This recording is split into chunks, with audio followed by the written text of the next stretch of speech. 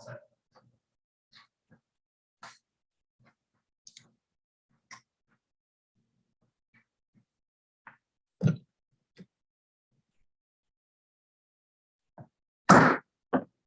calling to order this hearing. This is a public hearing of the Committee of the Whole of the Council of the District of Columbia. I'm Phil Mendelson.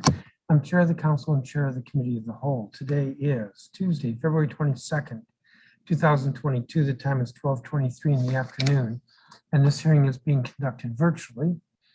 It is being broadcast live via the Council's Council Channel 13 cable television. It's also available live through the chairman's website, www.chairmanmendelson.com/live. And it's being recorded so that it's available through the council's website, www.dccouncil.us. The subject of this hearing today is agency performance this year and previous years by the following agencies: Metropolitan Washington Airports Authority, Metropolitan Washington Council of Governments, Metropolitan Washington Area Transit Administration, including the WMATA Inspector General and the Metro Rail Safety Commission. And we'll be hearing testimony in that order. This is the first of 6 oversight hearings the Committee of the Whole is conducting over the next 2 weeks. On Thursday, the 24th, we will be looking at the performance of the Office of Zoning, the Office of Planning, and the Department of Consumer and Regulatory Affairs. On Friday, the 25th, we'll be hearing testimony regarding the Office of the DC Auditor, the Office of Budget and Planning within the Office of the Chief Financial Officer, the Statehood Commission, the Retirement Board, and OPEB, OPEB, which is other post-employment benefits. Next Tuesday, the 2nd, we'll be hearing testimony from public witnesses regarding education agencies. Thursday, we will be hearing from the education agencies themselves, and Friday the 4th, we'll be hearing testimony, public and government, regarding the University of the District of Columbia and the Commission on Arts and Humanities. That's the lineup. We will begin with the Metropolitan Washington Airports Authority, and we have 2 witnesses before we turn to the agency itself. Nicole Quiroga, who is President and CEO of the Greater Washington Hispanic Chamber of Commerce, and Vikram Singh, who is Vice President of Protec Construction. If they are here.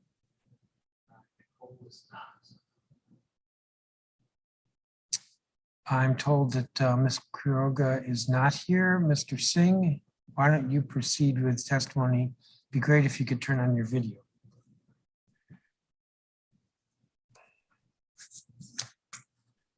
Good morning, Mr. Chairman. Hello. Can you hear me?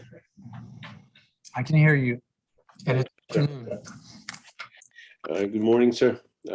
Thank you for the opportunity to meet with you and discuss how our partnership with the MWAA has supported our business, sir, in District of Columbia.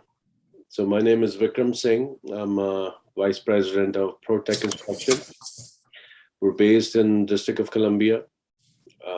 Protec Construction is a certified general contractor and project management firm. We're doing business throughout the NCR.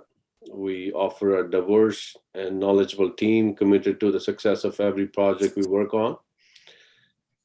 We have worked with MWAA on various projects, including improvements to Dulles Airport baggage basement and main terminal, and improvements to the police firearm training facility. MWAA is a terrific partner and has helped Protec to increase its visibility at the airport and grow rapidly in past few years. MWAA gave Protec the opportunity through an IDIQ contract to bid and perform on multiple projects with different level of complexity. Make sure that Protec had all the necessary resources such as point of contact, security clearances, and safety protocols to make the projects run smoothly and at peak. MWAA works diligently with Protec so that every project is completed on time, and within budget, sir. So having worked with MWAA is such a complex and aquatic environment, and the experiences gained have helped protect with other projects outside the airport and with other various agencies. So we look forward to continuing our strong relationship with MWAA. Thank you, Mr. Chairman, for the opportunity to appear in front of you today. Thank you, Mr. Singh. You've been working with them and your testimony is positive with regard to them. Yes, sir. I don't have any other questions for you. Let me turn to my colleague, Janice Lewis George, if you have any questions.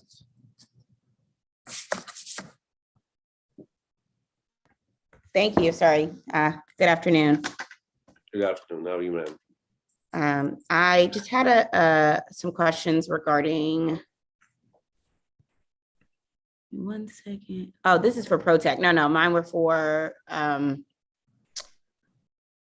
don't have any question for you at this time. I thought we were.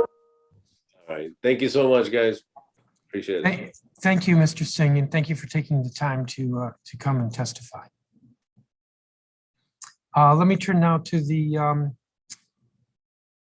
authority itself. We have Thornton Posen, who is vice chair and one of the district's appointees to the Metropolitan Washington Airports Authority Board. And I believe Mr. Posen will be introducing John, otherwise known as Jack Potter, who is president and CEO of MWAA. Mr. Posen, we'll begin with you.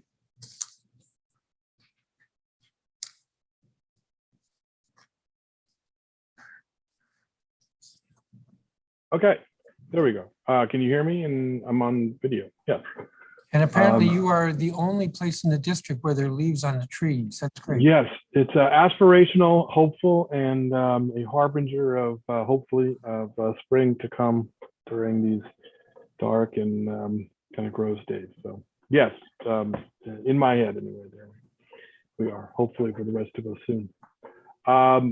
With that, I take it you can hear me. Good morning, Mr. Chairman, Councilmember George. I'm Thornton Posen. I'm Vice Chairman of the Metropolitan Washington Airports Authority Board of Directors and one of the 4 members appointed to the board by the District of Columbia. I am joined virtually today by my DC colleagues on the board, Judith Batty, Warner Sessions, and Joss Williams. As you know, the Airports Authority operates Washington's 2 airports under a long-term lease from the federal government. The authority also oversees the ongoing construction of the MWAA Silver Line project, and it operates the Dulles Toll Road. Despite the ongoing global COVID-19 pandemic and many other challenges, the airport's authority's workforce has continued to provide safe and reliable transportation and has continued throughout to work to improve the passenger experience for all of our customers. While carrying out this responsibility, Mr. Chairman, Councilmember, we continue to look for ways to enhance and enlarge our important partnerships with the District of Columbia.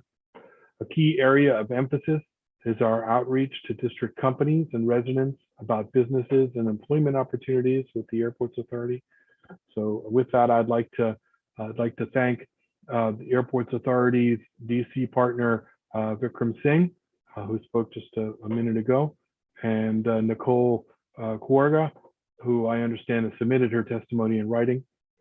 And they were able to talk about the kinds of things we can accomplish when we work together. These types of partnerships with DC businesses are an essential part of our continuing commitment to diversity, inclusion, and sustainability. I am proud to be part of leading on exciting concrete steps we're taking in environmental sustainability and DEI accountability and promotion. For example, we've just announced a new concession-driven sustainability certification program starting now at National and Dulles. And I'm very excited about our recent hire of Tanisha Lewis as Vice President of our new Diversity, Inclusion, and Social Impact efforts enterprise-wide. We recognize the importance of all these efforts to our airport's overall success and to business growth in the District of Columbia. Our goal is to further strengthen the ties with the district while continuing to provide world-class transportation services for travelers in the National Capital Region and to visitors from around the world. So to tell you more about the Airports Authority and its activities, it is a pleasure for me to introduce to you the President and CEO of MWAA, Jack Potter. Jack, or Mr. Chairman, I'm happy to introduce Mr. Potter. If you would like him to speak now, that would be fine. Otherwise, Yes, please proceed. thank you, Mr. Potter. Good afternoon, Mr. Chairman and Council Member George, and thank you for the opportunity to appear today. I'm joined by some of our DC business partners, as was just mentioned by Mr. Posen, as well as the members of our board, and I'm grateful that they were able to join us today. The Airports Authority is a major contributor to the economy of Washington, DC, and the National Capital Region. Prior to the pandemic, our operations were responsible for nearly $24 billion in economic output and thousands of jobs. This includes over 35,000 jobs in the District of Columbia, providing nearly $2 billion in wages and nearly $160 million in taxes to the DC government, along with bringing nearly 3 million annual visitors who spent about $3 billion in the city. For the last 2 years, we've been working to manage the COVID-19 pandemic's financial impacts on our airports, as well as the concessions and other businesses that operate there, many of which are DC firms, and rebuild our business and its economic contribution to the region. We use a significant portion of the COVID-related financial assistance from the federal government, as well as our own resources, to help our concessionaires get through these times with little or no passenger traffic and keep them in business. This included rent relief and eliminating or reducing payments that concessionaires normally make to the airports, an effort that totaled more than $76 million through 2021, and it's paying off. Well over 90% of our airport concessionaires, many of which shut down during the pandemic, are now back. But while COVID brought many challenges, it also presented opportunities. In April, we opened a new concourse at Reagan National ahead of schedule because the absence of so many planes and passengers made it easier to complete the work. The new concourse is part of a $1 billion investment at the airport called Project Journey, which also includes 2 new security checkpoint buildings that opened in November. We're grateful to Mayor Bowser and the other district officials who joined us for the dedication of these facilities. Also last year, we reached substantial completion on construction of the Metro Silver Line, which will connect the district to Dulles International Airport and points beyond. We're now working with Metro to conduct tests on the new line ahead of WMATA's acceptance of the project and their decision to set a date for passenger service. Mr. Chairman, the Silver Line will greatly benefit the district, giving residents a new option for travel to jobs and other activities, and giving tourists and Northern Virginia residents better access to the district. We also continue working to increase business and employment opportunities for DC residents and companies through initiatives such as our local disadvantaged business enterprise program and the work of our Department of Supply Diversity. As part of this effort, we continue to enhance our partnership and outreach in the district. We held 22 outreach events in 2021, along with our annual Small Business University program, in which 38 district-based companies have learned better ways to better manage, market, and expand their businesses. As a result, the authority had 11 contracts valued at $1 million or more with district businesses in 2021 for a combined value of nearly $70 billion, and 39 contracts valued under $1 million, which total another $7 million. Over the past year, we've taken several new initiatives as part of our commitment to sustainability, social responsibility, and corporate citizenship. These include launching a green concession program for our airport stores and restaurants to encourage and recognize their environmental stewardship and pursuing development of a solar energy facility at Dulles. We also designed and built our Project Journey facilities to optimize environmental performance, especially in the areas of energy efficiency and reduced air emissions. In addition, we've created a new Office of Diversity, Inclusion, and Social Impact to further strengthen our focus on corporate citizenship, social responsibility, and public service. This new office will work with our Department of Supply Diversity to help recruit additional small and minority businesses from the district for contracting opportunities with the Airports Authority. The new vice president leading this office is Tanisha Lewis, a 20-year veteran of the Airports Authority and a resident of the District of Columbia. Finally, I would like to acknowledge the work of our Airports Authority staff last year in supporting last year's evacuation flights from Afghanistan. In August and September, more than 52,000 Afghan civilians and U.S. citizens were evacuated from the war-torn country to Dulles International Airport on more than 200 charter flights. We're grateful for the work of our staff and the great cooperation with the State Department and other federal partners in managing this historic effort. Mr. Chairman, the Airports Authority values our partnership with the District of Columbia as we work to serve our region's transportation needs and support the regional economy. Again, thank you for the opportunity to be up here today. Thank you, Mr. Potter. I do have some questions for you. I was noting that we have a much longer statement from you than you gave. I think you've done this in the past. You give like a summary statement. That was my summary statement. The full Yes. testimony was also sent to you, sir. And that's what I have. Just a moment.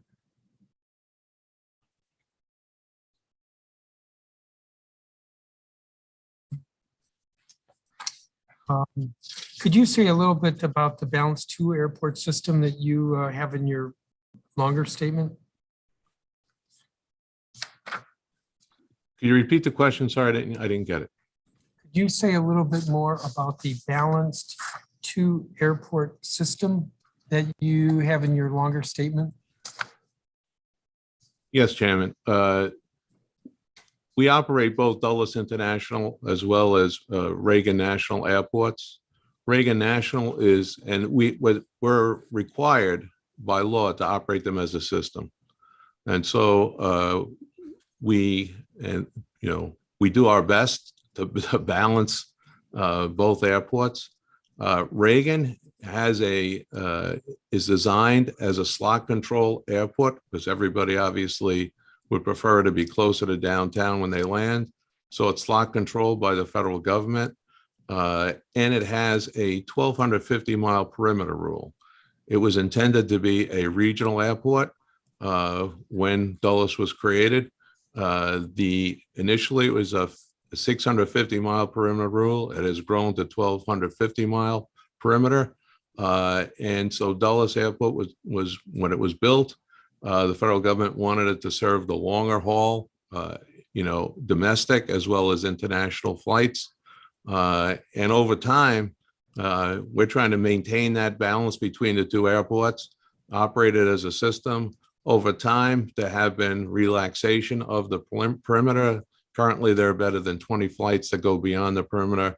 Our preference would be that we maintain, the flights within that perimeter. At Reagan, they tend to be smaller planes and allow the long haul flights to go from Dulles Airport.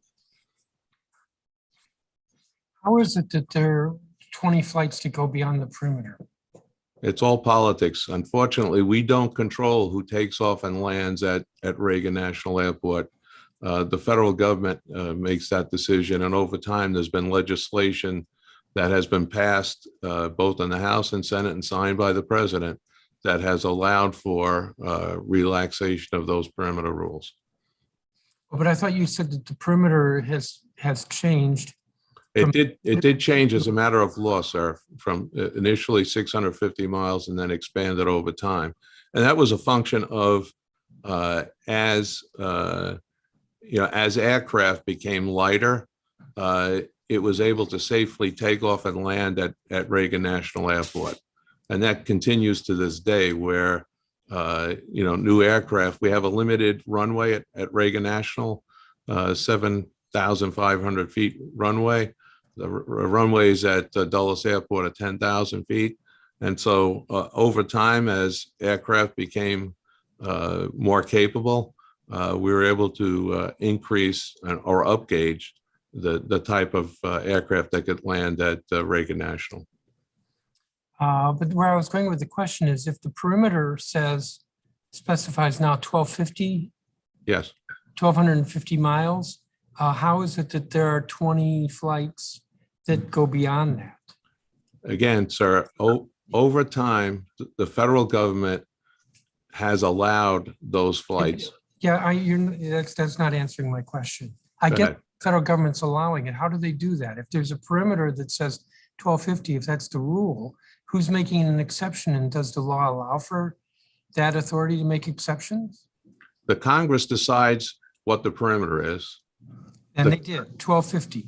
They did 1250, and then they granted themselves exceptions of 20 flights beyond the perimeter. And is that 20 specific destinations, or is that just the number 20? And no, there's multiple destinations. They allow airlines to fly beyond the perimeter. The airlines can change those destinations. Okay. Do you know if there are any current efforts to try to extend increase the slots or extend the perimeter? Yes, every time there's legislation that FAA passes legislation, there are attempts to expand the perimeter. So there are attempts now. Yes. I was struck so we sent you some questions before the hearing, and I appreciate you getting me the answers. I was struck by the number of district residents. 3.6% of your employees reside in the district. That says to me that in spite of statements that MWAA wants more district residents, that some real efforts that could increase that number haven't occurred, like more coordinated hiring through district hiring agencies, targeting employment fairs in the district, options like that. 3.6% is 58 employees are residents of the district out of 1,616. Why aren't you doing more? We're doing a lot, sir. I wish people would apply. We have at the airports, we have over 200 vacancies right now at MWAA. We have over 1,000 vacancies throughout the airport. We're looking for people to apply. So it's not a matter of lack of vacancies. It's a matter of we need people who are qualified to apply for jobs and take jobs at the Airports Authority. We're competing with other employers who are resident in the district. We looked this morning online. Indeed has over 40,000 Washington, D.C. jobs that are open. So, we encourage people to put in for our jobs.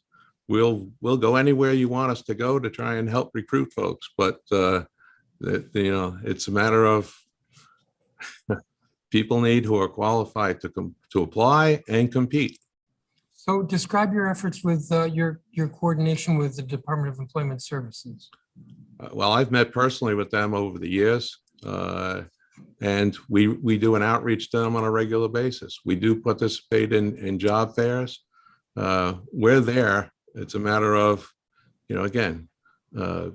people need to step up, apply for jobs. They have to compete for jobs. They have to be qualified for the jobs.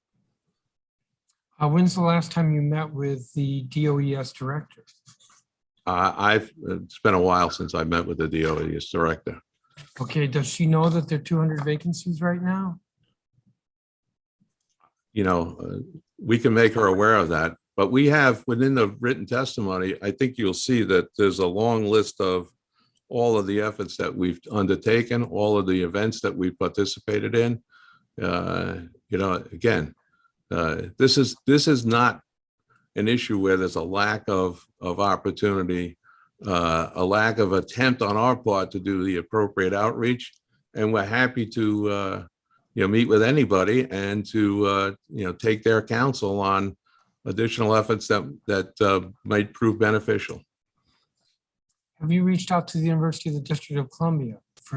There are ongoing, conversations that are being had with the University of District of Columbia.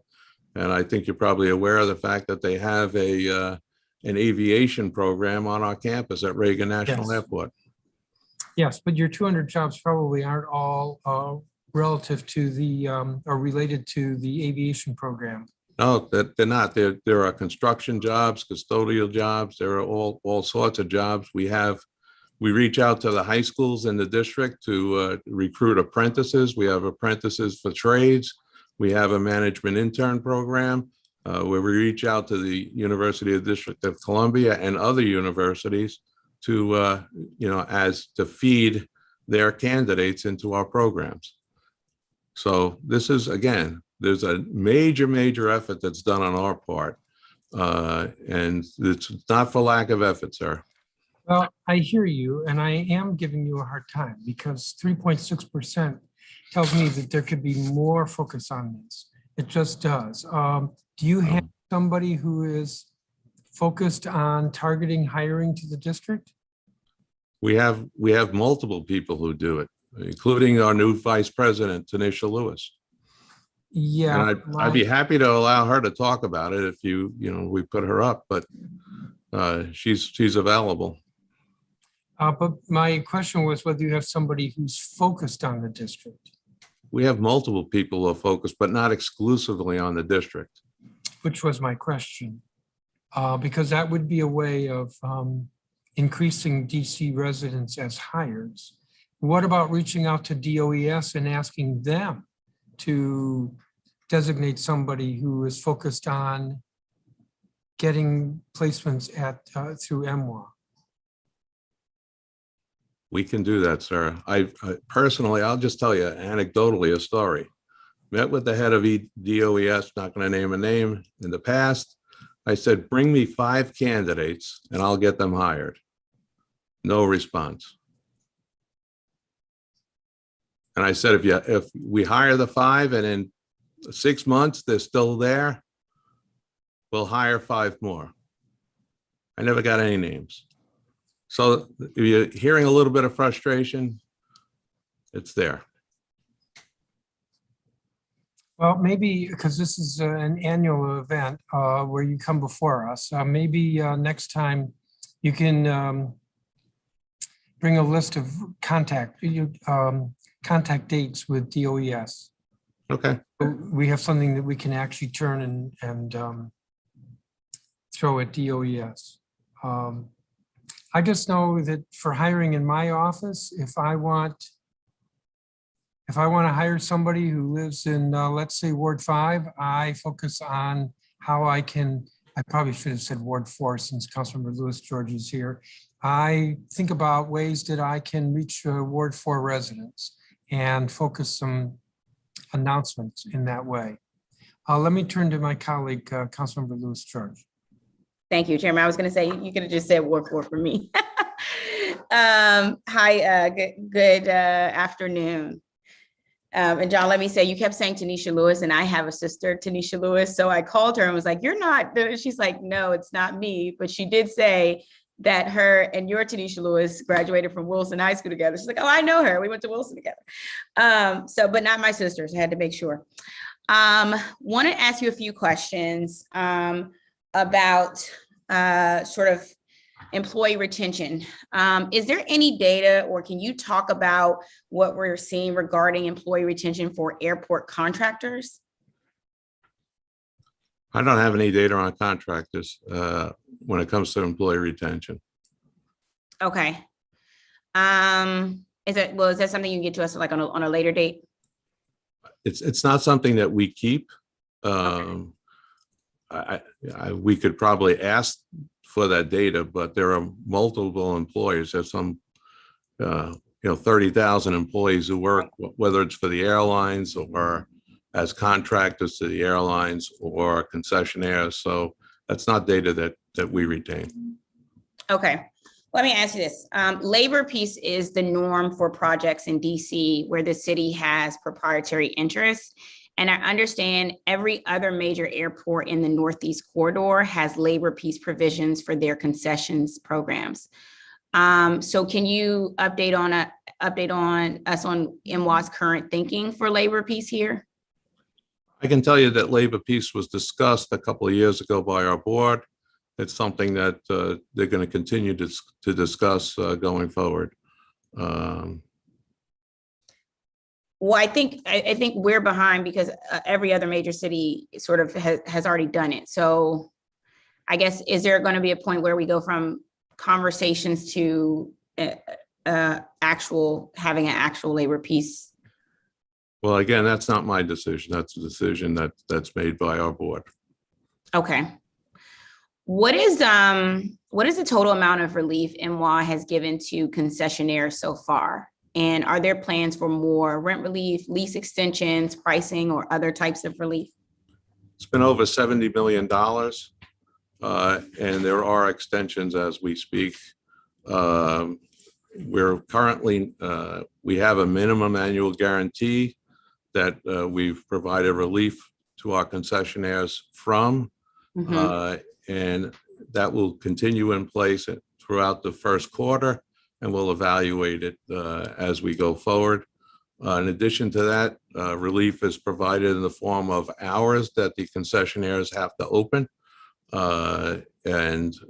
Original contracts had specific hours. We've relaxed those hours because of lower traffic. And as traffic comes back, and we're very hopeful that it comes back later this spring and in the summer with leisure travelers. I'm sure you're looking forward to that in the district with,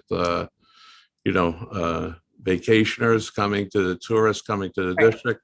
We will look at those terms based on whatever the business conditions are going forward. Okay, so right now there's a plan to sort of continue them, and you said until we go quarter by quarter. So okay, when does the quarter end? At the end of March. Okay, so that's pretty soon. Right, but we have, but for periods of time, we had all of our, the bulk of our concessions closed. We worked very hard to provide accommodations that would keep them in business. And we're proud that over 90% of our concessionaires are in business and have returned. It's different at each airport, but it's probably around 95% right now. Yeah, and don't get me wrong. I think this is great. And I think it's great, and I appreciate the work I think that you've all done to sort of help your concessionaires and sustain them. I think it's wonderful. I think it's wonderful and necessary work. I think what my concern is there'll be like a cliff that happens at the end of March potentially. When is it after the March quarter? What's your next quarter? Oh, that'll be our second quarter. Begins April 1st. April, I know. When does that second quarter end? I'm sorry. What's the period? It ends on June 30th. Okay. So you'll make a decision, I guess, before March 15th. I'm just giving a random date, but March 30th, whether you all are going to continue this type of relief until things go back fully, because the summer is usually when when things pick up again, I would say, because of summer travel. So okay. Obviously, we have to wait and see what happens. There's the airline industry potentially could be impacted by what's going on in Ukraine. We're all subjected to whatever happens with Omicron and whether or not there's an Omicron 2. But right now, we're very, very bullish on the fact that, airline passenger traffic is coming back. We're not where we need to be. We're not back to where we were in 2019. And as long as we're, above 80% of passenger traffic, we expect all of our concessionaires to be open, and we think we can roll back to the minimum annual guarantee. But again, it'll be situational. And as we've shown in the last couple of years, we respond to the situation. We do not want to put anyone out of business. We want to keep them in business. We want to keep people gainfully employed. And so we'll react to whatever the conditions are. Okay. I'm going to say that I think the conditions are going to be you're gonna have to do it till second quarter, but I could be wrong here. So I hope you're wrong. I think we both hope maybe you're cherry wrong. blossoms will turn us all around. I don't know. You know, they've done it before. Exactly. Okay. I had similar questions to Chairman Mendelson on DC, hiring DC workers and sort of the low percentage number there. And then I also just was concerned about the large amount of vacancies you have. What are you contributing? What do you contribute those vacancies to? Is there any, I guess, is wage a contributing factor? I guess it's a better place to put it. I don't believe wages. I think it depends. We have a wide array of different employees. We have and pressures on each and every one of them. So you have to look at the Airports Authority, and we're about 30 some odd years old, 35 years old. We have a lot of people who were hired when we initially were brought on. We became an authority. There's a group of folks who've just become retirement eligible. And as we all know, there's been pressure with the pandemic and a lot of people who are choosing to leave the workforce because of the situation that exists. Yeah. We have, just as probably you're experiencing, police and fire departments. We have a lot of folks who've been working in cities now find that there are opportunities because of a lot of retirements to get closer to home. And we employ people throughout the National Capital Region, so we are losing some folks there. We have Amazon as our next door neighbor at Reagan National, and they are doing a lot of recruiting, and they're knocking on our door, unfortunately, not to bring us people, but to take people out. And so a whole host of reasons why this has occurred. The Great Resignation, I think, is affecting everybody. And so we are very busily out there recruiting, hiring, trying to make sure that we're providing opportunities with a very aggressive apprentice program, management intern program. So we get people with fresh ideas and we're just going to work our way through it. Great. Can you, I would ask, can you send me when we have I have Ward 4 job fairs all the time. So if you all could just send me an email with some of the information of the apprenticeship programs and things of that nature. I do a lot of work with our high schools here in the ward. And so I would love that information. If at some point after this, someone can send those over. So I will just say that I will ask our Tanisha Lewis to visit you or your staff in your office. And, that would be wonderful. Tell her my sister and her happen to know each other. That would be great. That would be great. Okay, well, I appreciate that. I think we got everything. I would like some effort in hiring more DC residents, as the chairman has already noted. I do think you may have to think about everyone, not just you, has to think about maybe raising wages because of the Great Resignation crisis we're having in the country and in the city. I think everyone's doing that, and looking to extend some of those reliefs that you already have for concessionaires, possibly into the second quarter, to just make sure that people are there and we don't have a large cliff of people dropping off. My other question was on the Silver Line and any updates on that, but I've run out of time, and I know the chairman's going to probably make sure he gets an update on that already. So thank you so much. Well, why don't you ask that question? Okay, great. Question is, where are we on the Silver Line? Well, as I said in my opening remarks, we've gone through substantial completion, which is a big step for the Airports Authority. We did that back in November. We're now working with contractors in the rail yard as well as on the rail and WMATA to close out some testing that is underway. And I'm hoping that we can, in the next couple of weeks, get to that, what we call ORD. And then at that point, WMATA will, we'll have to decide when the rail actually opens, because they have a number of things that they have to do before they can start revenue service on the rail. So what's the ORD? Can you operational readiness date. That's okay. That's a term of art for the contract. Okay, so what's the anticipated ORD? Well, that's what's going to happen in the next couple of weeks, but that's readiness so that WMATA can do their work, which is, they have a number of things that they do during a period of time between the operational readiness date and the actual revenue service.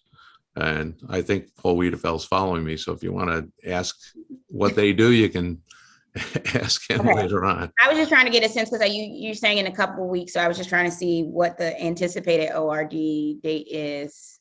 Well, RD is a date where WMATA takes custody and control. Right. Then they have a period of time where they train their employees. They do, drills for emergencies.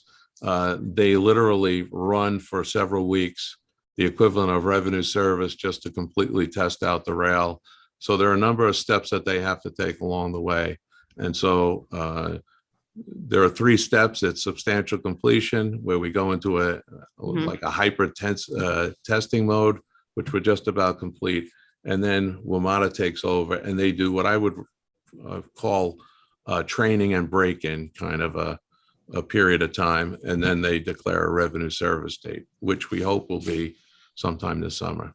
Okay, so when is WMATA taking over? When are you, Pat? That's hopefully in the next couple of weeks. Okay, so next couple of weeks is my best date.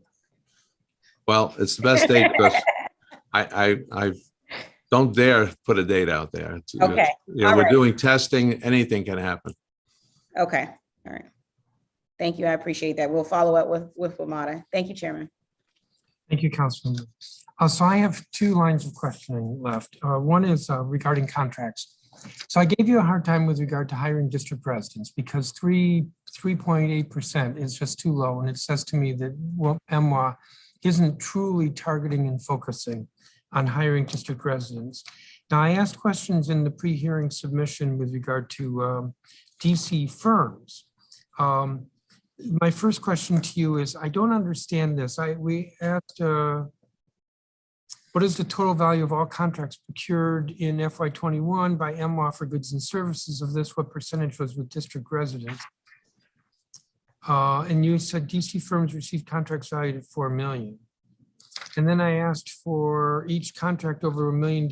Please list each contract over $1 million. And you listed 11 firms for a total of 69 million. So I'm confused by 4 million is one answer and 69 is the other. It was questions 6 and 7.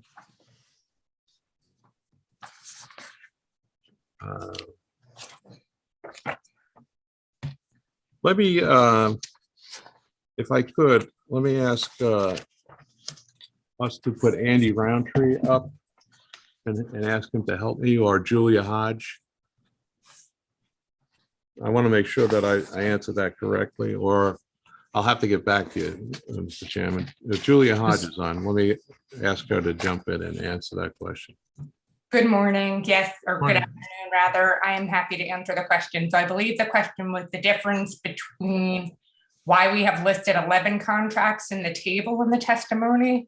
No, the difference between 69.7 million and 4 million. The 6 Received contracts valued at 4 million, attached is 11 valued at 69 million. The 11 that are valued for 69 million have been awarded through the past several years. Those are active contracts that are valued greater than $1 million individually. So that's a cumulative total?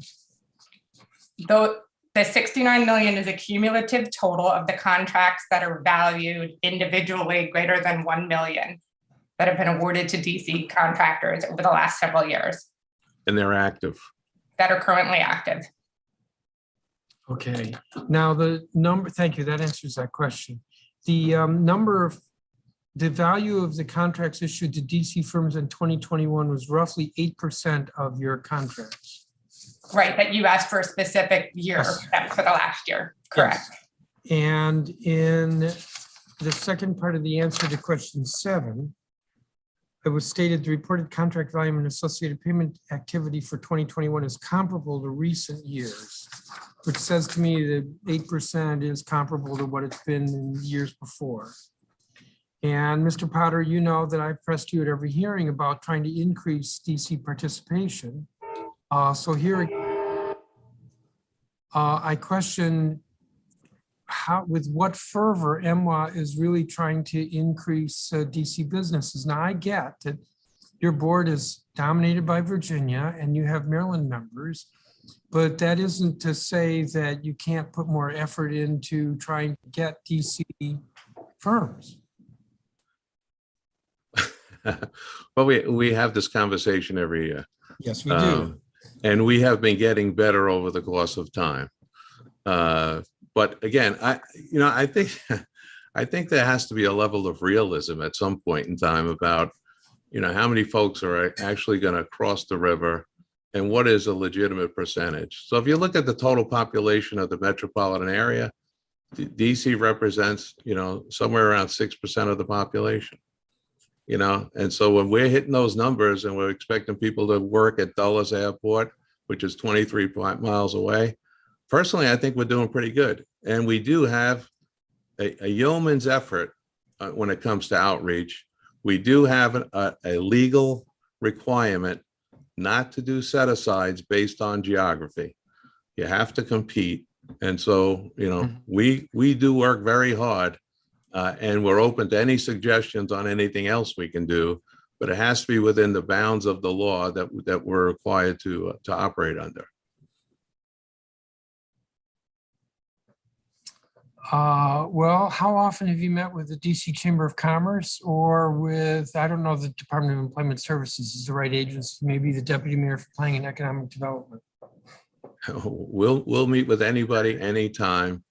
And again, I'm very proud of the outreach that we do, and we shared, a laundry list of things that where we participate, and we're happy to go to anything that people want us to attend. And again, but at some point in time, you have to realize that maybe because I'm not sure what our target is. It certainly, is something that, again, I think we have right now, we're putting forth the effort and the outcome is representative. It's been improving over time. It's representative of that effort. And if I may add, we have jointly hosted with OCP several general vendor workshops this year. So we continue that very close partnership. Well, I'd like to see that. To me, the target should be double digit. That's not a whole lot of growth, just double digit, but that would be better than comparable to recent years. I have one other question I want to ask.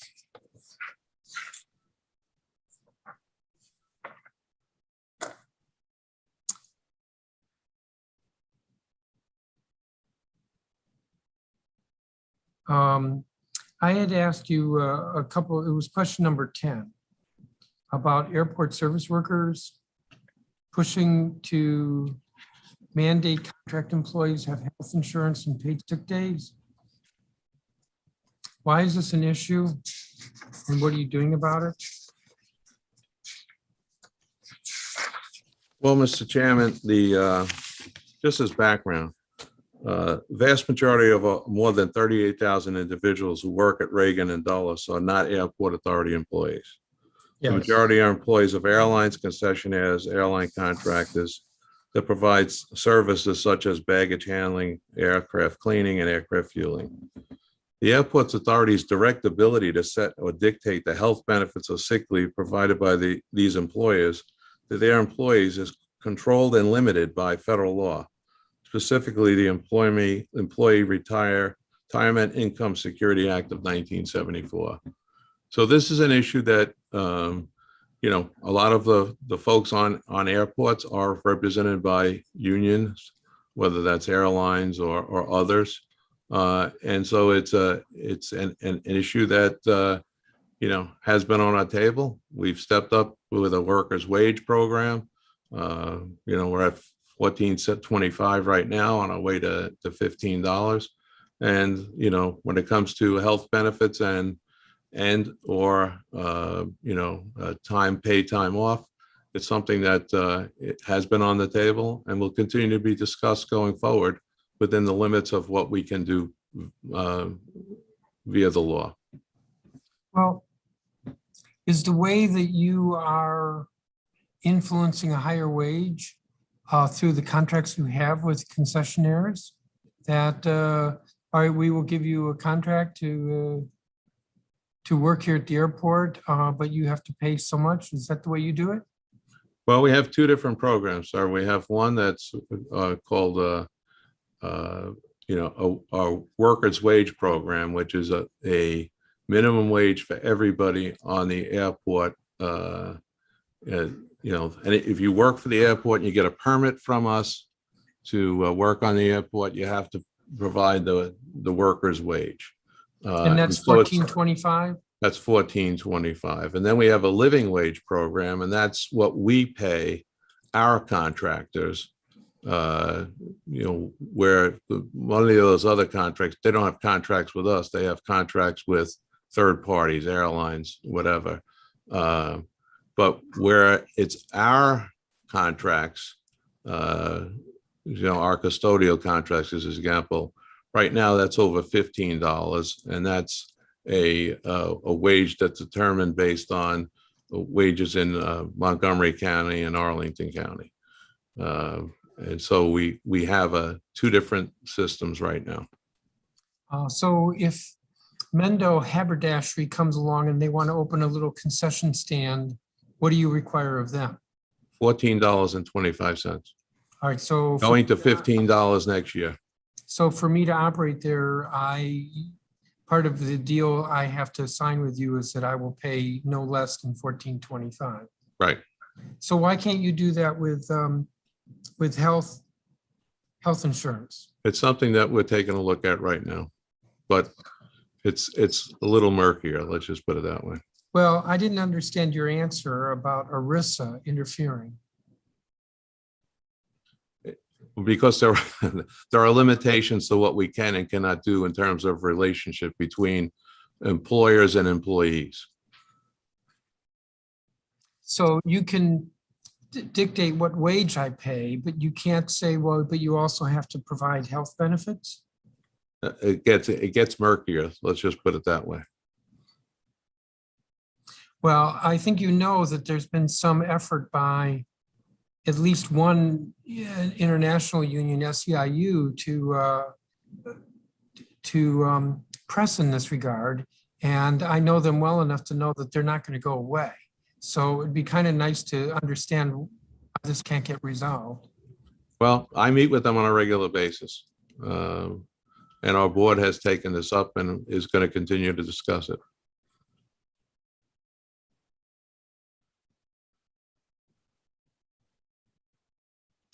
Well, I'd like to read that as very positive, but I don't know. I think you've said that in some other contexts where the numbers probably aren't going to change, like the number of DC firms. I'm just trying to be realistic, sir. Can you give me any more hope here that the Airports Authority will put a little more pressure on folks to, health insurance is pretty standard in this country through employers. And I'm just shocked to hear that apparently there are a fair number of people working at the airport, not for MWAA, but working at the airport who aren't getting health benefits. That seems kind of elementary to me. Well, it's a reality. So I can take it from this that you will press on the issue? You can take it from this. There'll be continued dialogue on it, sir. Not to put Mr. Posen on the spot, but what do you think the board will do on this? Yeah, no, and I appreciate the opportunity to weigh in. This is a serious concern.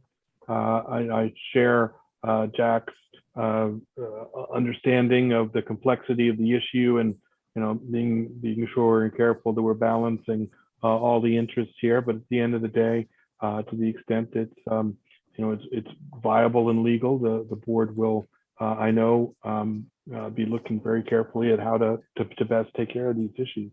I think we made great progress, as Jack alluded to, in the workers' wage program, which previously didn't exist. We weren't able to take care of workers who didn't directly work for the authority, but through Jack's leadership and the board leadership at the time, we're able to work through the legal and complex issues to put in place a program where we were able to get significant wage increases and support to workers who work for our contractors rather than work for us directly.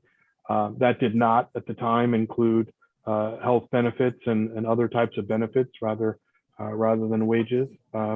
We hear you in terms of the need for other types of benefits, especially that we've seen now through this pandemic, and it's just put a spotlight on that. Yes, I'm the vice chair of the board, not the chair of the board. The chair was unable to join us today, Mr. Sudo from Virginia, but I know he is deeply committed to this issue, and it will be something that the board will be addressing going forward for sure. Well, I appreciate that. I mean, this is an issue that's either going to get resolved or I'm going to bring it up again, and I might be cranky when I bring it up again. My sincere hope is that by next year we will have some significant progress here.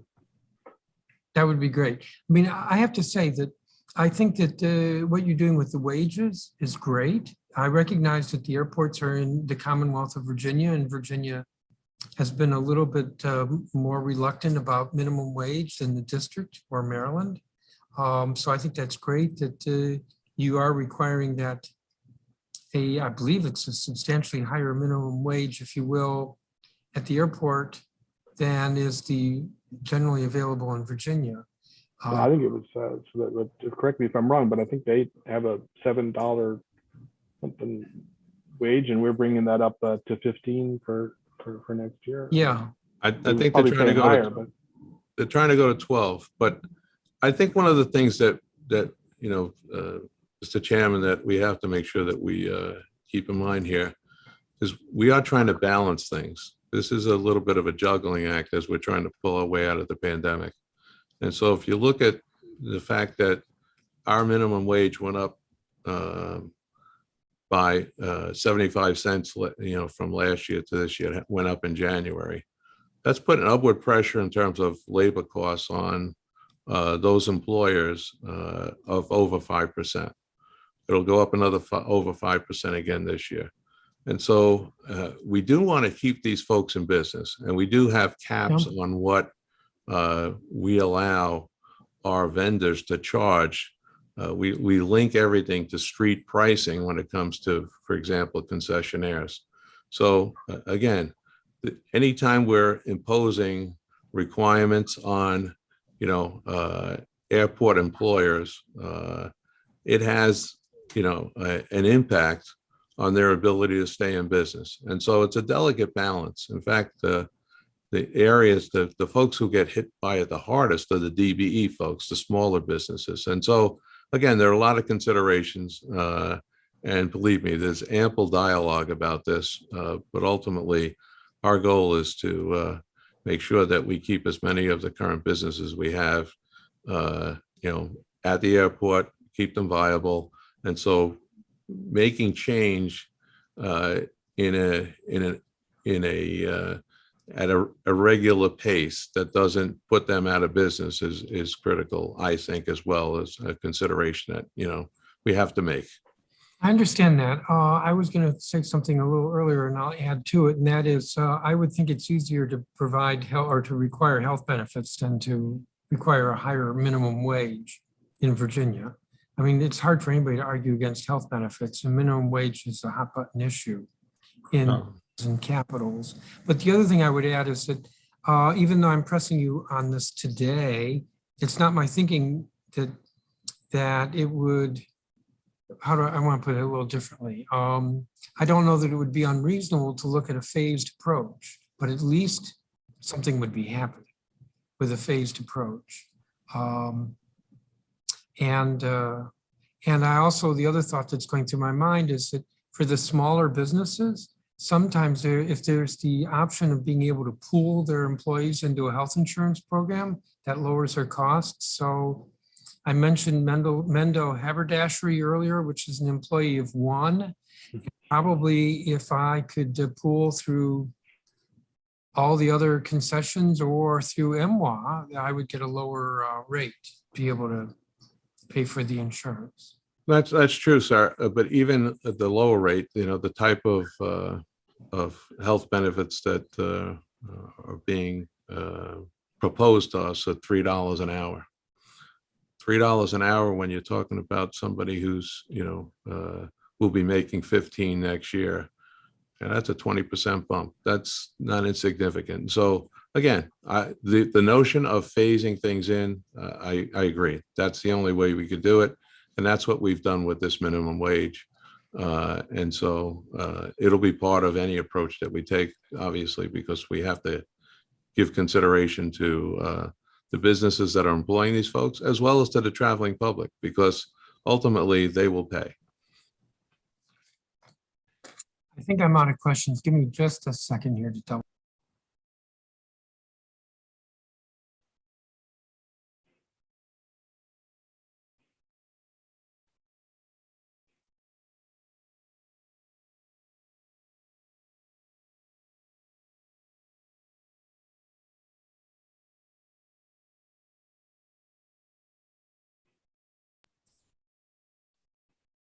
I see that we've been joined by another council member. I don't know if that means another 10 minutes for questions, or I can move on to the next agency, which is COG. No more questions from me, Chairman. Thank you. All right, Mr. Potter, thank you very much. Thank you, Mr. Chairman. Thank you, Council Member George. Appreciate your time. Look forward to seeing you next year. Yes, and thank you, Mr. President. We'll turn now. Thank you, Mr. Chairman. Thank you, Councilmember. Mr. Bozen, send me that background. I really like it. There you go. You got it. My pleasure. Thank you so much. Thanks.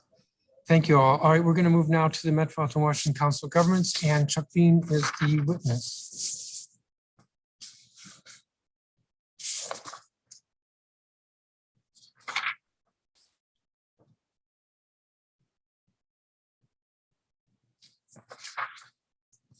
Good afternoon, Mr. Bean. Everybody's been saying good morning. All afternoon, people have been saying good morning. We'll see what you say. Good afternoon, Mr. Chairman. Good afternoon. I hope all the questions will be of that toughness. Okay. Please proceed. Thank you. Good afternoon, Mr. Chairman, Councilmember Louis George. I'm pleased to join you and discuss the role of the Metropolitan Washington Council of Governments, also known as COG, in 2021 and our goals for 2022.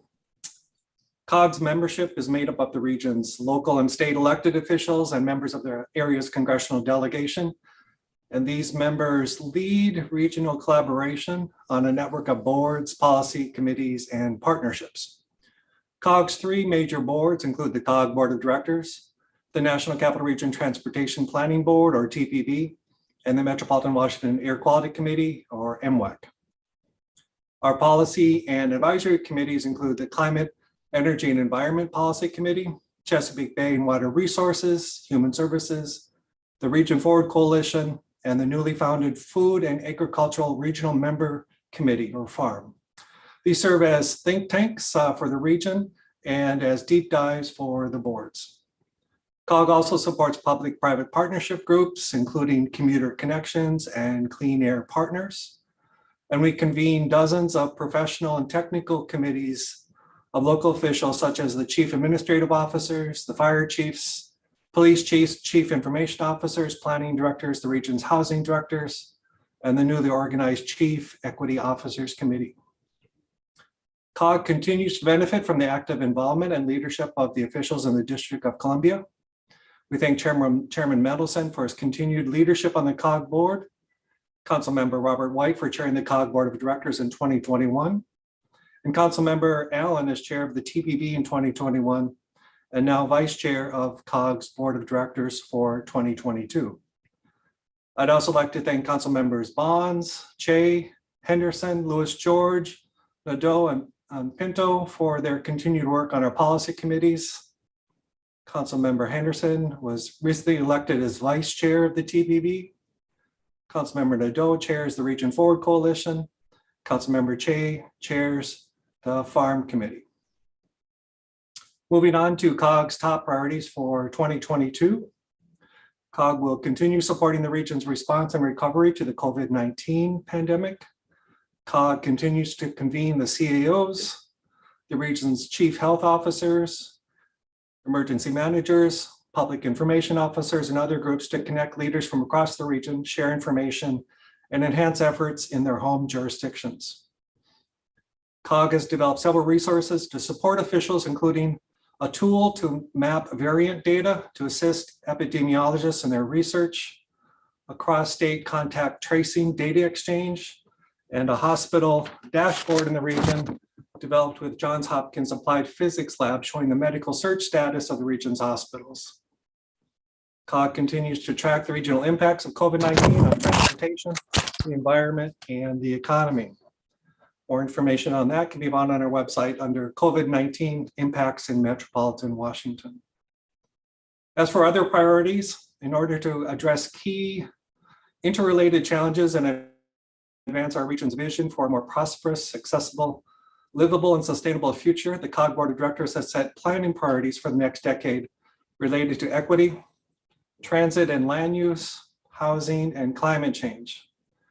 Together, these priorities form a Region United Metropolitan Washington planning framework for 2030. In 2022, the board agreed to focus on advancing this framework and identifying ways for COG to boost its members' efforts to turn these goals into action through grant and technical assistance programs, planning tools, and other resources. On equity, racial equity is a fundamental COG value, which has been affirmed by the COG Board of Directors and Resolution 26 in 2020. The board affirms that COG's work will be anti-racist, will advance equity, and that equity will be woven into COG's vision, programs, and priorities. In the past year, COG established the region's Chief Equity Officers Committee, comprised of the Chief Equity Officers or equity lead from each member jurisdiction, to serve as the hub for advancing racial equity initiatives throughout the region, within COG's member local governments and through COG's work.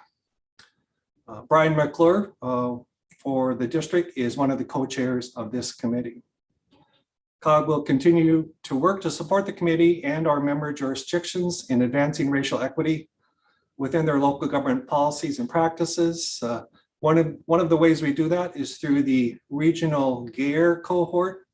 GARE stands for Government Alliance for Race and Equity. They're a national training firm. We have a GARE cohort consisting of 10 jurisdictions and over 100 participants going through a year-long program that COG supports. Similarly, COG will also be holding equity training available to elected officials starting in 2022. Moving on to equity emphasis areas and high-capacity transit station areas. To plan for the region's forecasted growth of 592,000 more residents this decade by 2030, and position the region for future success, it will be essential for area officials to take actions that elevate equity and optimize its land use and transportation systems. Toward that end, in October 2021, the COG board adopted resolutions endorsing high-capacity transit station areas, 225 locations throughout the region, and equity emphasis areas, 350 census tracts out of the region's 1,200 some census tracts. These together are regional planning concepts to inform future growth and investment decisions through 2030 and beyond. While these concepts were initially developed for transportation planning, they are now being applied across other disciplines, including health, climate and energy, and housing. For example, COG is currently developing a fair housing plan for the region to develop solutions to ensure greater housing equity. Working with 8 major jurisdictions in the region, our contractors on that include the Lawyers Committee for Civil Rights Under the Law and the Urban Institute. One more note before I leave: equity emphasis areas and high capacity transit station areas. In the district, there are 55 high capacity transit station areas out of the region's current 150, and by 2030, 225. So 55 of the current 150, 55 of the future 225. And of the 350 equity emphasis areas in the region, 97 of these are in the district. Moving to housing.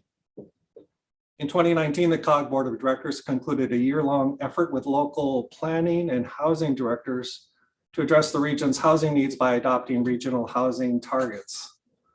The 3 targets call for 75,000 additional housing units by 2030 beyond the 245,000 units that we already forecast.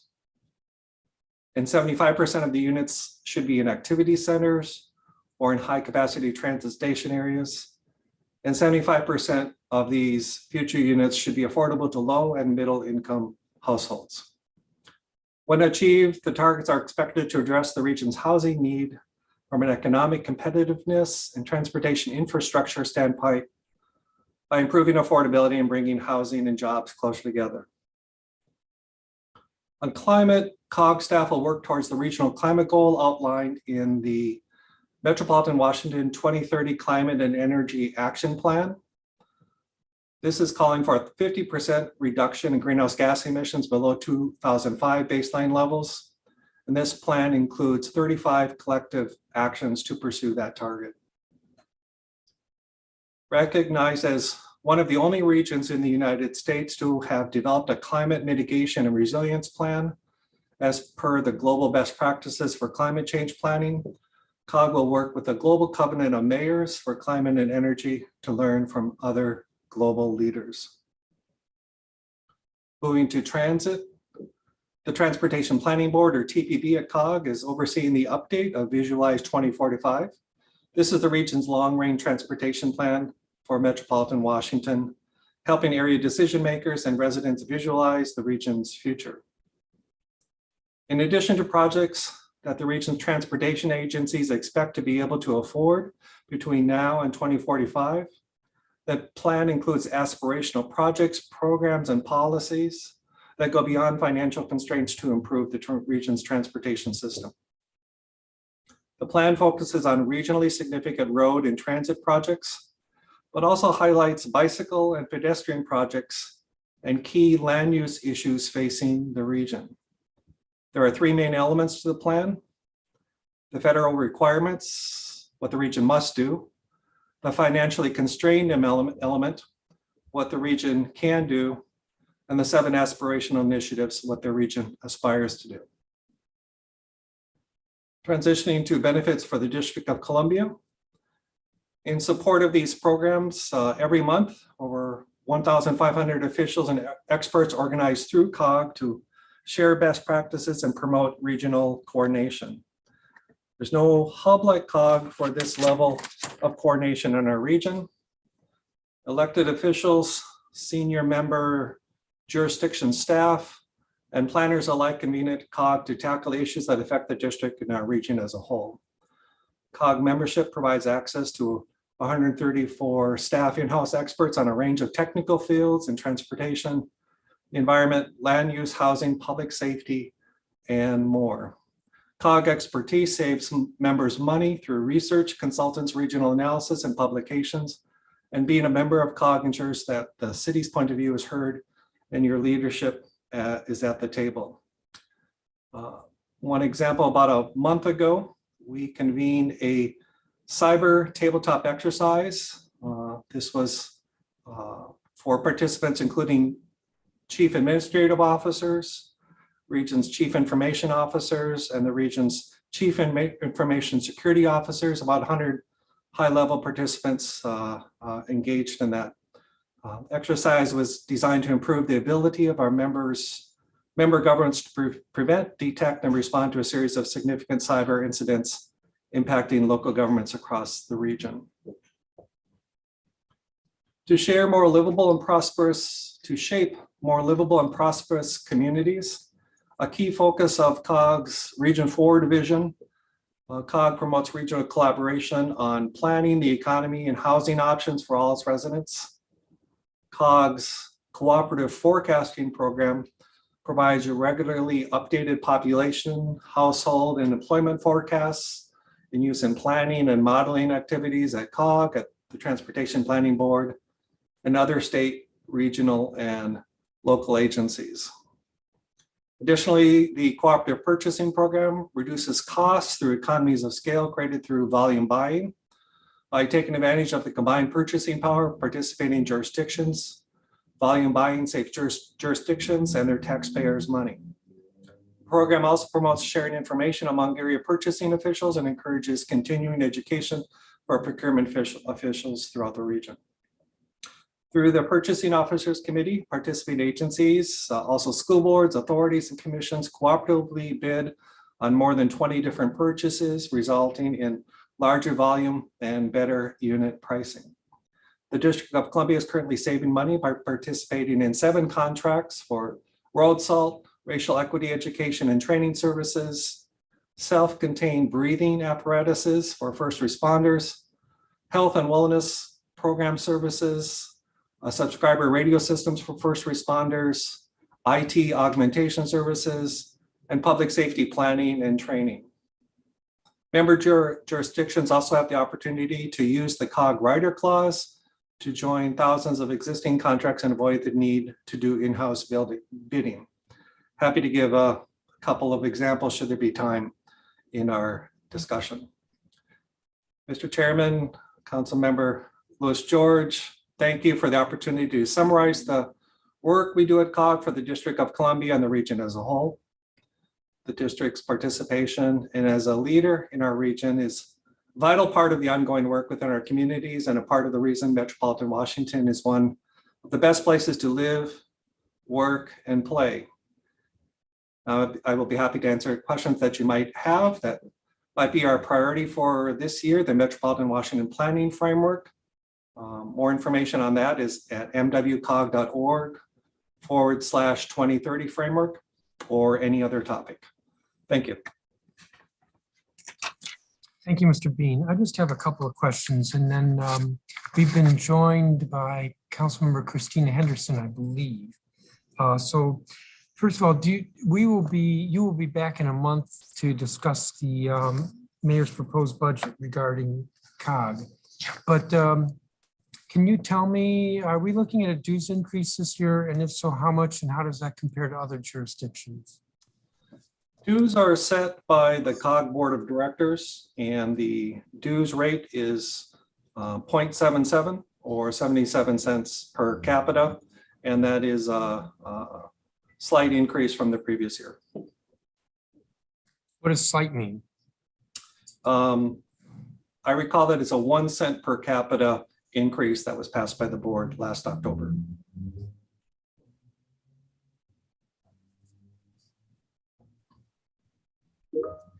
Let me see what other questions I have. Is COG at all involved with the issue of the Metro Rail service disruption due to the 7000 series? We are monitoring that through our various technical committees, our transportation committees, our passenger rail safety committee, and are in frequent contact both with WMATA and the Metro Rail Safety Commission.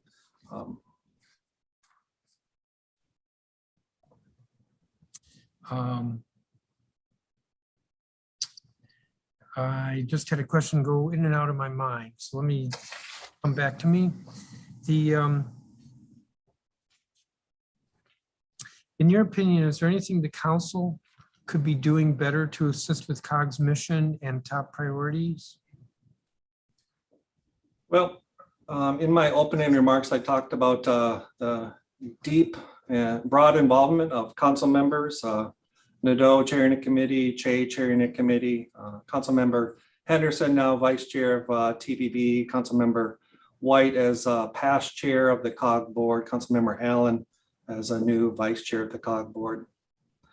I think the 4 pillars of our Metropolitan Washington Planning Framework have come as a result of deep engagement, both of subject matter committees, really outstanding leadership by the housing and planning directors from the District of Columbia led to the analysis of the housing targets for the region. Councilmember Bonds was deeply engaged in that effort. As we add the housing targets to the other three pillars of our Metropolitan Washington planning framework, involvement in the analysis of the equity emphasis areas. Again, those are 350 census tracts out of our region's 1,200 census tracts. And these census tracts are through our analysis of all of the 1,200 census tracts of the region where there is concentration of low-income communities or communities of color.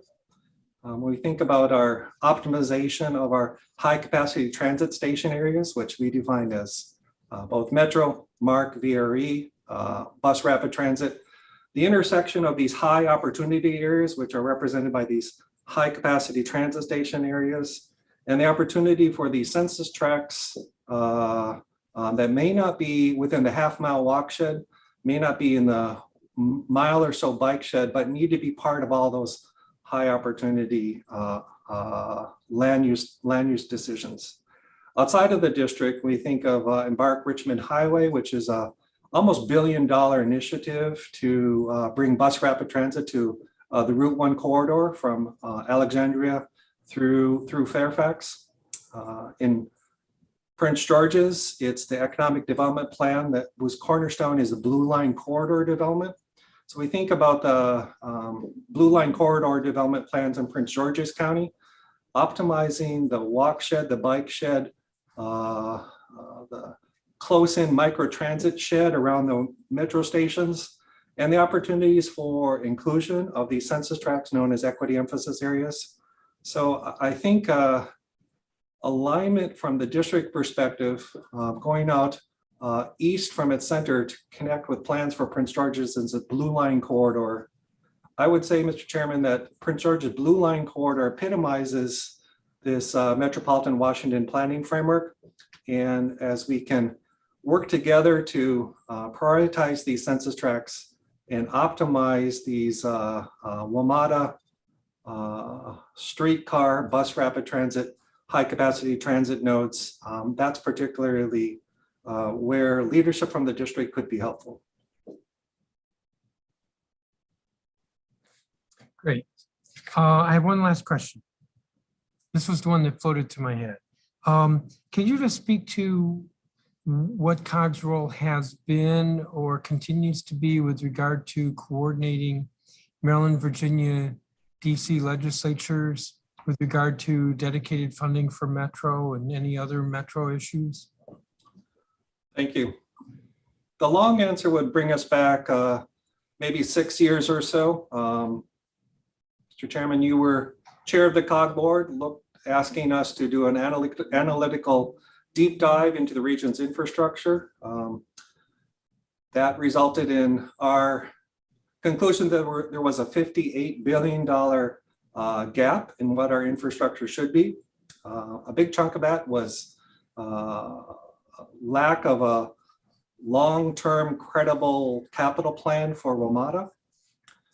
That led to 2016, 2017, vetting the numbers. General Manager Wiedefeld, leadership at WMATA, leadership by the DC Council, the mayor, the two governors, and resulting in dedicated funding for WMATA, as I understand it, the first time in 40 years that had happened. And the importance of dedicated funding was to make that funding bondable so we could make a true long-range capital plan that was meaningful for WMATA and was what the district, Maryland, and Virginia desired.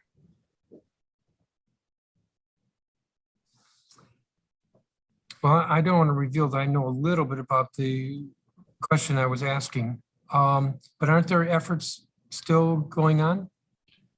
Yeah, the conclusion of that effort to attain that dedicated funding was to have 100% similar or nearly similar legislation passed through the district, Maryland, and Virginia. Some of the details which included the escalator clause for future dedicated funding, have yet to be worked out. So while the bulk of the program is in place, there are some variances talking about the inflator or the 3% or so that could be added each year to this capital plan. So while I understand, Mr. Chairman, that the district is ready to go to add that clause, it is pending agreement from both Maryland and Virginia. As I understand it, in the Maryland General Assembly, there is interest and constructive conversations across the General Assembly and Governor Hogan and MDOT to do just that. Unfortunately, in Virginia, this General Assembly did not take up that issue. I understand that it is within the two chambers that are controlled by the two different parties that did not move. So we'll need to take that up again before the General Assemblies convene in Maryland and Virginia next year. But COG is involved in coordinating those discussions between the three representatives of the three legislatures. Yes, we've had a group representing voices from Maryland, DC, and Virginia to work that future escalator clause. So that would be the same in all three jurisdictions. And I need to give shouts out to our colleagues and collaborators. For example, in Virginia, it's the Northern Virginia Transportation Commission, NVTC, is the portal through which funding is the portal for funding for WMATA from Virginia, including the state and local jurisdictions. So we are in contact with them to analyze this and to tee it up for the future. Thank you. Let me see if my colleague, Councilmember Christina Henderson, is here. I don't have any questions, Mr. Chairman. Thank you. Give me just a second. I think, Mr. Bean, we see you in a month. Actually, yeah, in a month with regard to our budget hearing on the 22nd, I believe, of March. Thank you, Mr. Chairman. Happy to. Thank you. Thank you for your testimony. Thank you for the good work at COG. You're now excused. I'm going to turn now to the next agency, which is the Washington Metropolitan Area Transit Administration. I have 5 witnesses before I turn to the agency. So I'll call the 5. Michael Syndrome, Zach Israel, who's an ANC commissioner, Ronald Thompson, who's with the DC Transportation Equity Network, Brian Wyville, who's with Amalgamated Transit Union, doesn't say here, but I think it's 689, and Elliot Nagan, who is with Union of Concerned Scientists. So let me first see if Mr. Syndrome is here. Then we'll turn to Commissioner Israel.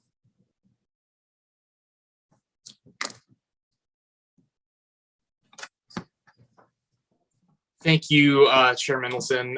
And I know I'm supposed to only have 4 minutes, but I hope you can afford me an extra 30 to 60 seconds to testify today, only because of how serious the issues are that I want to talk about. That's okay with you, Mr. Chairman. Well, we'll see. Okay. Sure. And I did submit my testimony electronically, so hopefully you have a copy of that at your disposal.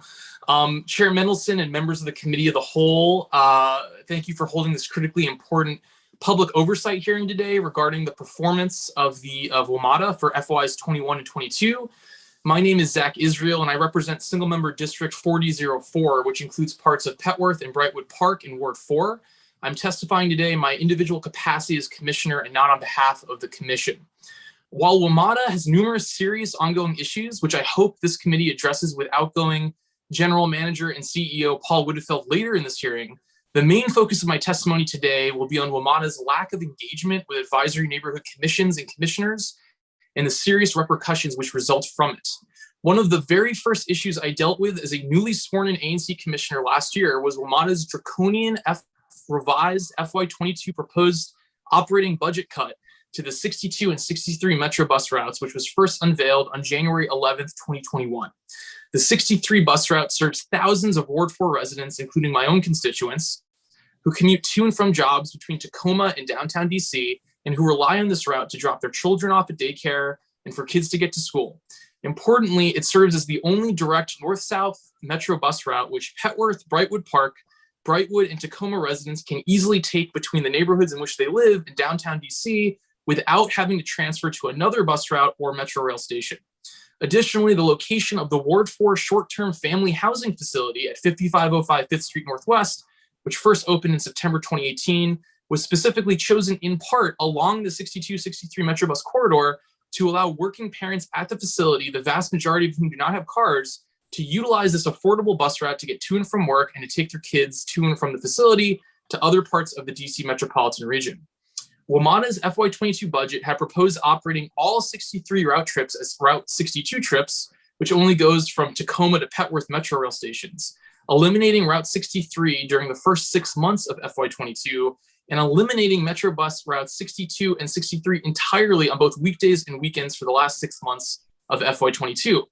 These proposed cuts were made after the $900 billion COVID relief law was signed on December 27th, 2020, which provided $610 million in additional federal emergency COVID funding to WMATA from the FTA. These harmful cuts were proposed without any prior input or communication with the ANCs whose residents regularly utilize the 62 and 63 routes and will be harmed if these cuts move forward.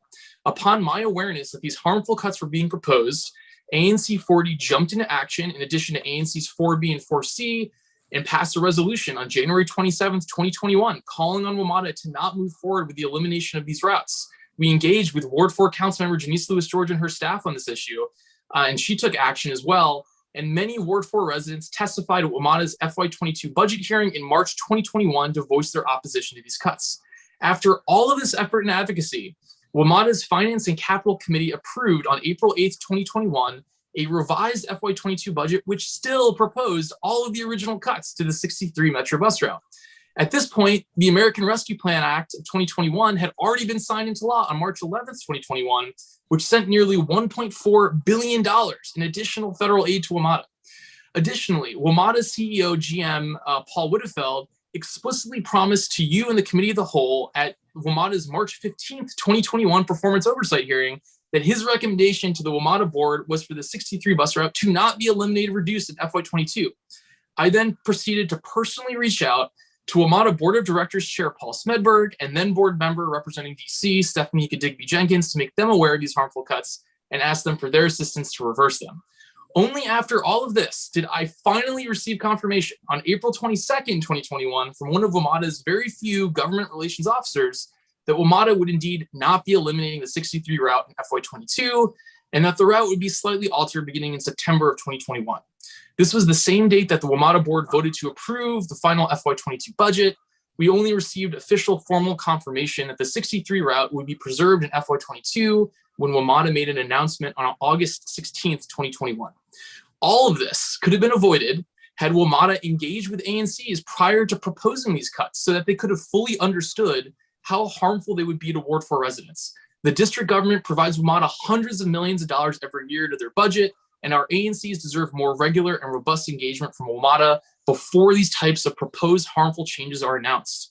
The DC Council must push WMATA to increase their engagement with ANCs moving forward so that we avoid this type of situation from ever happening again. I'm only one ANC commissioner, but I believe that there are dozens of others who would voice similar concerns if they're testifying here today. Thank you, and I'd be happy to answer any questions you may have. Thank you, Commissioner Israel. Ronald Thompson.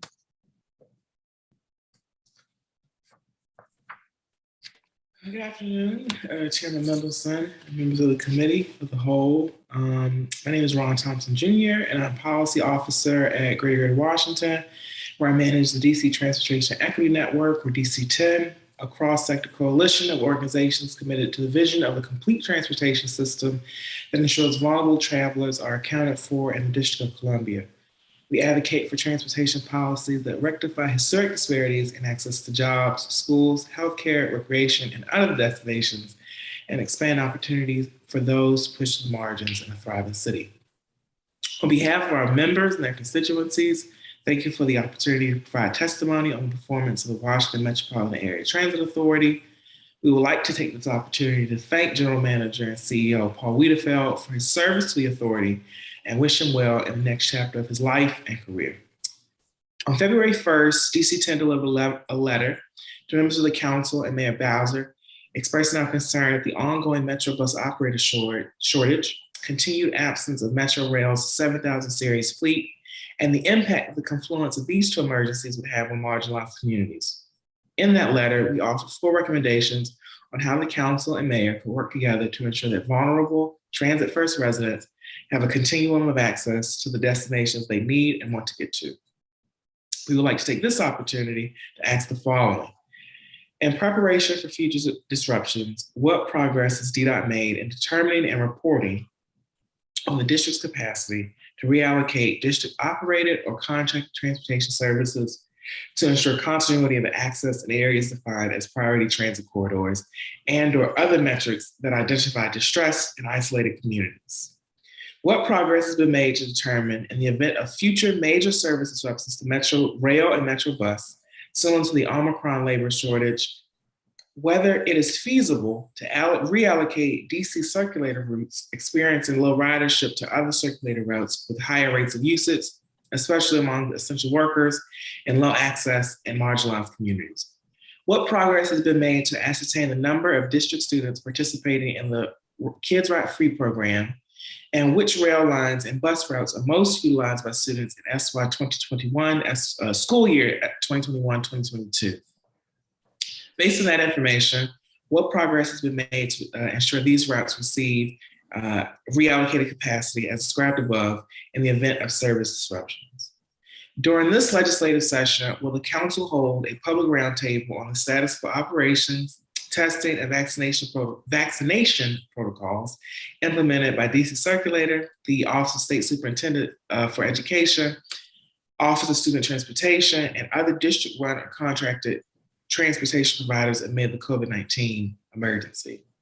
The ongoing emergency facing our region's principal public transportation service requires the district to take a whole of government approach to determine what we can do locally to ensure our residents, especially our most vulnerable and marginalized neighbors, have continued access to the destinations they need and want to get to. On behalf of our members, I ask the council to work collaboratively with WMATA and the mayor to prepare for future shocks to local and regional mobility. Thank you for the opportunity to testify, and I'm happy to take any questions you may have. Thank you, Mr. Thompson. Brian Wyville. Thank you, members of the committee, for the opportunity to meet with you today. Amalgamated Transit Union Local 689 represents 15,000 transit workers and retirees across this region, including over 8,000 of the transit workers of the Washington Metropolitan Area Transit Authority. We are an engine of the middle class of the DMV, and our members help keep the city moving every day. We are here to testify today regarding the 2 potential futures of WMATA. One future involves the jurisdictions of this region recognizing the incredible importance of the public transit system and fighting to preserve its role, responsibilities, and scope. The other path forward is bleak, where the funding jurisdictions of this region choose to prioritize short-term budget shortfalls and austerity measures over the long-term impact that these decisions may cause. We're here today to fight for that brighter future. WMATA is in trouble. There's no reason to pretend that this isn't the case. While WMATA is kept afloat by federal grants from 3 different COVID-19 relief packages, we know that this money will run out during the fiscal year 2024 WMATA budget cycle. WMATA's last doomsday budget presented in late 2020 called for shutting down over a dozen transit stations, transitioning rail service into operating like a commuter rail system, and laying off over 2,400 transit workers. The effects that would have had on this region would have been catastrophic. Not only would thousands of other workers who count on our members to get them, our members, often economic pillars of their families and communities, would be directly impacted, but this would strand thousands of other workers who count on our members to get them where they need to go. It would be doubling down on a failed car-dependent model precisely at the moment when scientists and politicians alike know that we need to dramatically reduce our carbon footprint. But we have to recognize that WMATA is not alone. Public transit systems around the country are in similar crises. KQED in California just published a piece entitled "BART's Big Budget Trouble, Anemic Ridership and Whether the Normal Commute Will Ever Return." Nearly every reference to BART in the piece could be swapped out with WMATA and still reflect our exact situation. The only difference is that their lawmakers are openly discussing using California's budget surpluses to keep the system afloat. We need similar efforts in this region to make sure we don't talk about WMATA as a system that used to provide certain services. We need assistance from the DC Council to work with partners in the Council of Governments to prioritize closing WMATA's budget deficit while not putting essential services to riders and transit workers on the chopping block. This means fighting against WMATA's arcane, legally enforced 3% cap on operating subsidy increases in Maryland and Virginia. A 3% cap on operating subsidies is absurd when you're facing over 7% inflation year over year. Billions of dollars in real estate value was created by our members' work. We should consider ways that equitably put that money back into the transit system, the very transit system that justifies charging over $3,000 a month for single-bedroom apartments in this city. Whether this is through special sales taxes, land value taxes, or any other creative ways that we can put value back into the system that created it. To close, we hope to issue a warning in the form of a transportation research study entitled "What's Eating Public Transit in the United States? Reasons for Declining Transit Ridership in the 2010s." They concluded, after extensive research, that the only factor that has been mitigating further decline was an increase in transit services. Had this increase not occurred, loss of ridership would have been more than double the actual loss during the study period. So if we take transit seriously, it is essential that we continue to expand public transit service, fight against that possible future where transit is allowed to enter a state of permanent decline. Thank you for your time and consideration of our views on this matter. Thank you, Mr. Wyville. Elliot Nagin.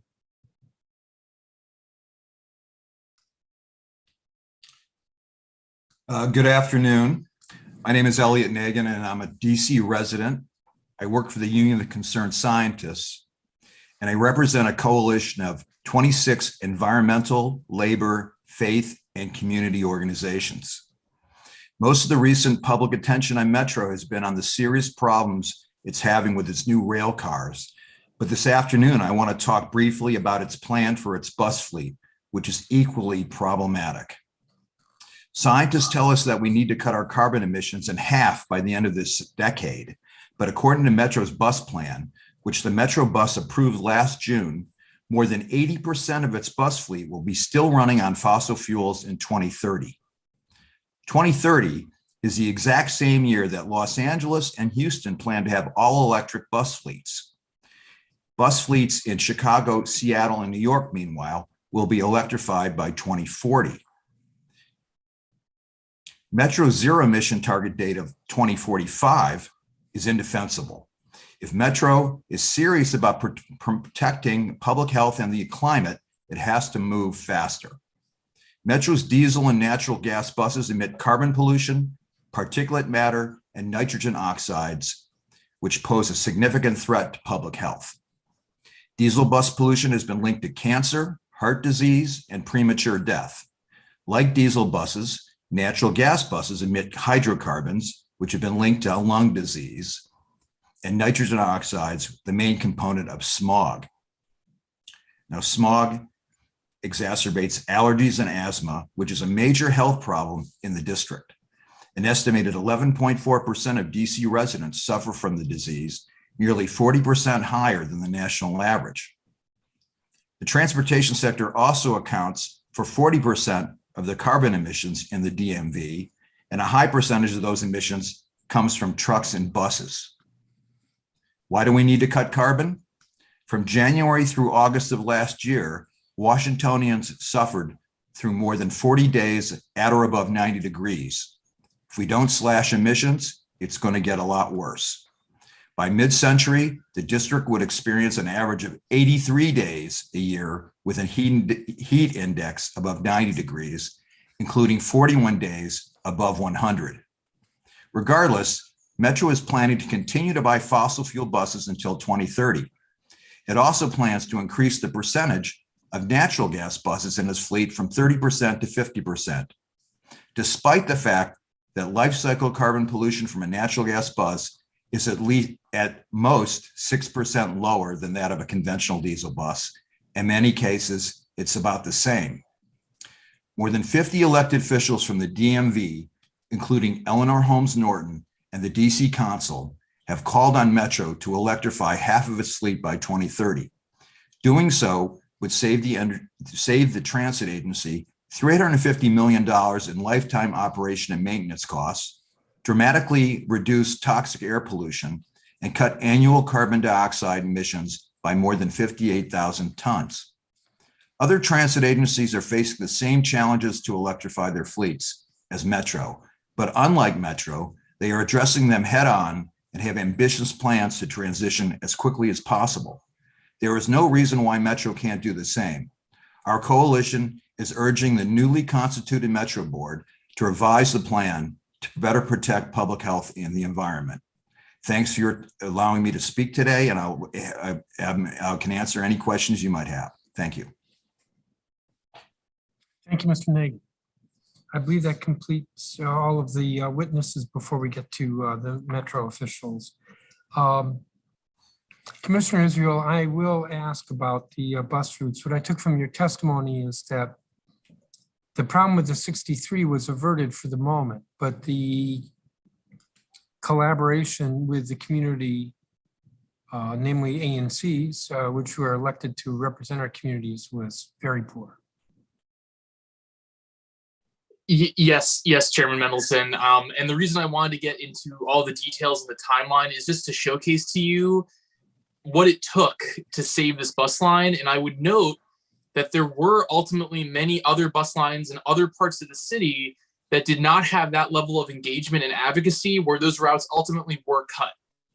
So it took what I did, what our commission did, what Councilmember Lewis George did, to just barely save this one line.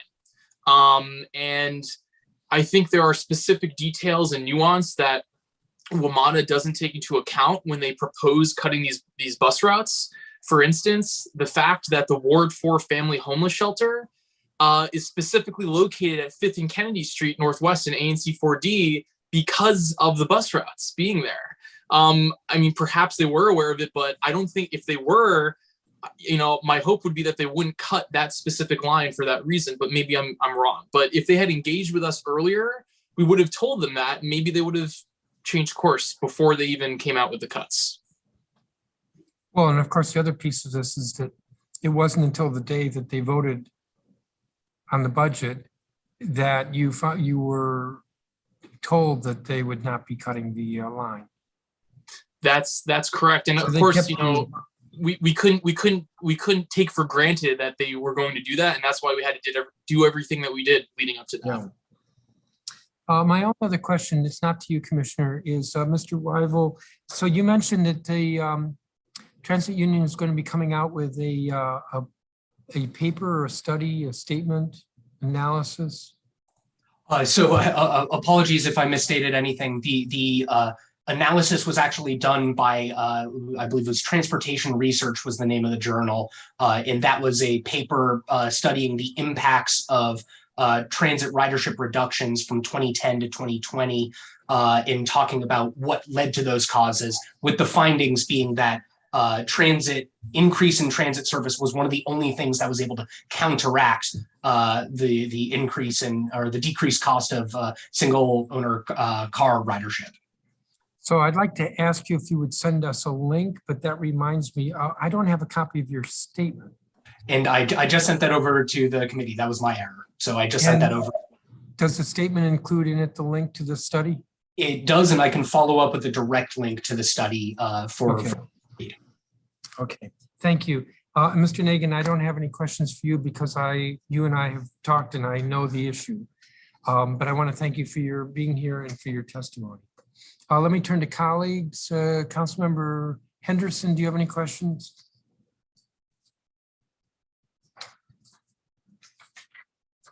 I'm going to assume that means no.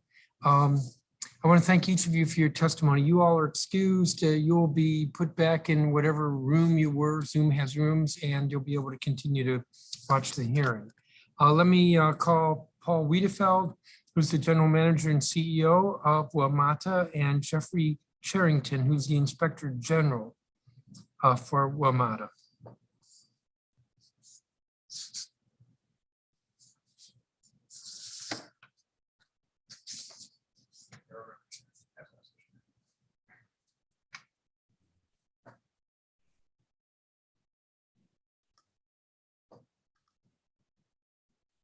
So I see I see both of you. And my understanding, Mr. Wiedefeld, you have a statement. I actually have a copy of it. And Mr. Sherrington, you're available for questions. Yes, sir. All right. Mr. Wiedefeld, when you're ready. Okay. Good afternoon, Chairman Mendelson and members of the committee. I have submitted my detailed written testimony for the record, so I will summarize the key issues, specifically COVID, the 7000 series update, capital program, some of the progress we made there, and then talk a little bit about the future of Metro. In terms of COVID, keeping our employees and riders safe has been our top priority. All employees are required to either vaccinate or test weekly. As a result, we have a 97% compliance rate. We have instituted extensive cleaning protocols of our facilities and vehicles and have improved air filtration systems throughout the entire system. But like other transit systems, and to be frank, transit systems around the globe, we've had a significant drop in ridership and fare revenues. As of December 2021, rail ridership was at 27% of pre-pandemic levels on weekdays and roughly 50% on weekends.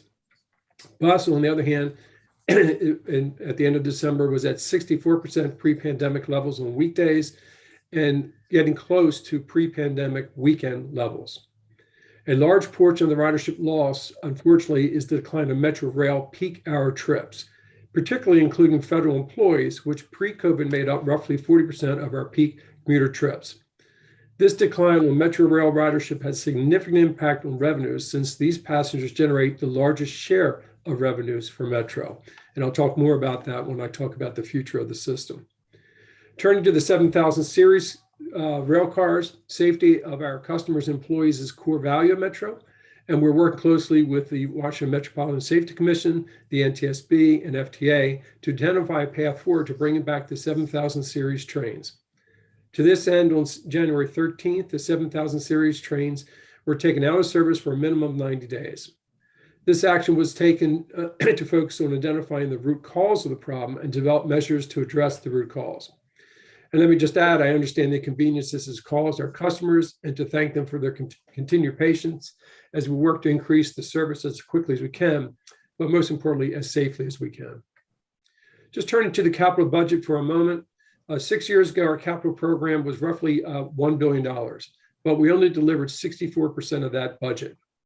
The team focused on improving accountability, and the following year, 84% of the budget was delivered. And for the next 4 years, approximately 99% of that budget was delivered. During this same period, the annual capital program delivered nearly triple. Thank you for the dedicated revenues. This has allowed us to reduce the state of good repair backlog. In 2016, we had a backlog of roughly $7.1 billion. By 2027, that backlog will total $3.2 billion, reduced by more than half. These funds are being used for projects such as repairing our tracks, rebuilding our stations, and building new bus facilities and creating thousands of jobs. And as part of our capital program, Metro is engaged in a zero-emission bus planning to support a clean, sustainable region.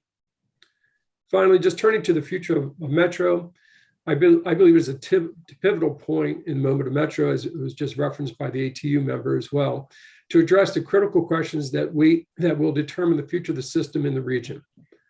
I don't believe the pre-pandemic financial model of Metro is sustainable, but I do believe it is the ideal time for the region to create a vision for the future of the system, one that recognizes changing travel patterns, supports economic growth, environmental quality, meets the needs of the entire community, including addressing equity-related issues, one that optimizes the use of new and emerging technologies, and above all, one that is developed with a wide range of stakeholders the system serves.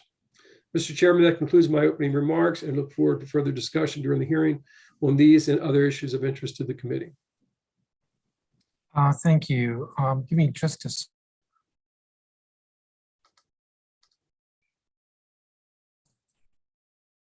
I was looking, my staff had advised that I also call David Meyer from the Metro Safety Commission, but at the moment, there's nobody here to let him in. So I think I'll just deal with this sequentially. The Mr. Wiedefeld, I had submitted some pre-hearing questions, and I appreciate that. I guess we got them to you a little bit late. We got I guess a draft of the answers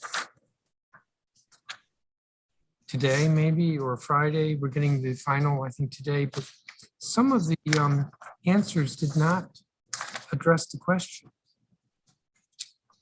For instance, question 7, please list and describe any investigation, studies, audits, or reports on your agency. And I didn't get a list. I got the Office of the Inspector General will send responses directly, but are you unable to list investigation, studies, audits, or reports of your agency? And what if there's an investigation that doesn't involve the Inspector General? The Inspector General obviously can provide an answer where he stands with his. Obviously, there are some that are done by the GAO with the WMSC. We can pull those all together for you. Well, that's what I was looking for, was a list. Mr. Chairman, if I may, on February 17th, we responded to those 2 questions involving the OIG on investigations.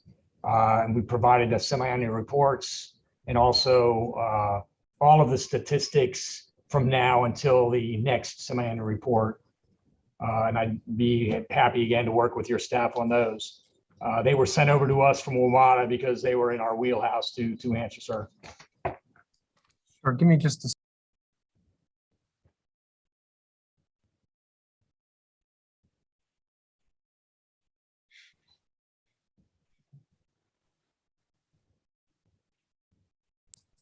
Okay, we did get from you, Mr. Charrington, but I was looking for a broader list because I'm assuming that there are other investigations or audits. I'm trying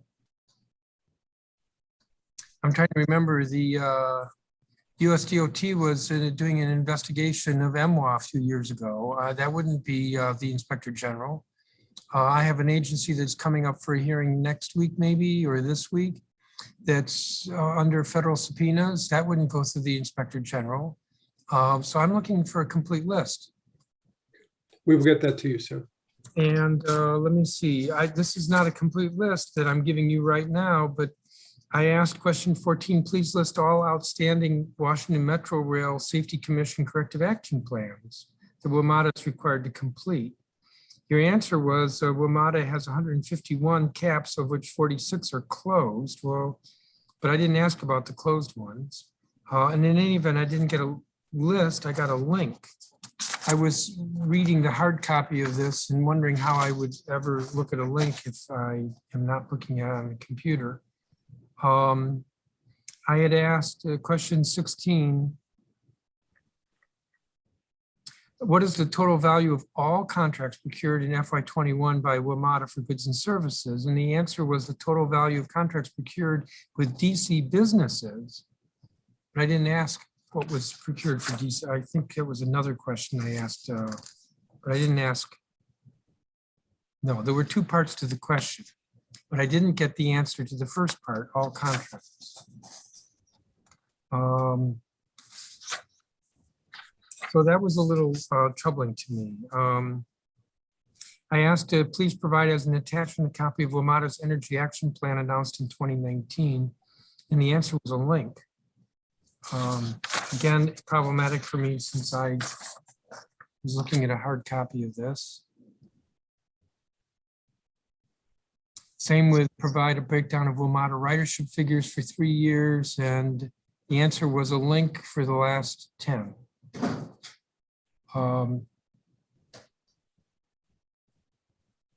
A question, the district has a kids ride free program that subsidizes bus rail fares for public school students. What is the cost of the program? Is this entirely paid by the district government? How many students utilize this program? Please be expansive in your answer. And the answer was, since this is a DDOT program, DDOT should respond. So WMATA has no answer to, doesn't know anything about the program? It does, but there's a lot of the numbers you're looking for, we believe, are at DDOT. Well, sometimes there's a value in my asking the question of both agencies so I can compare the answers.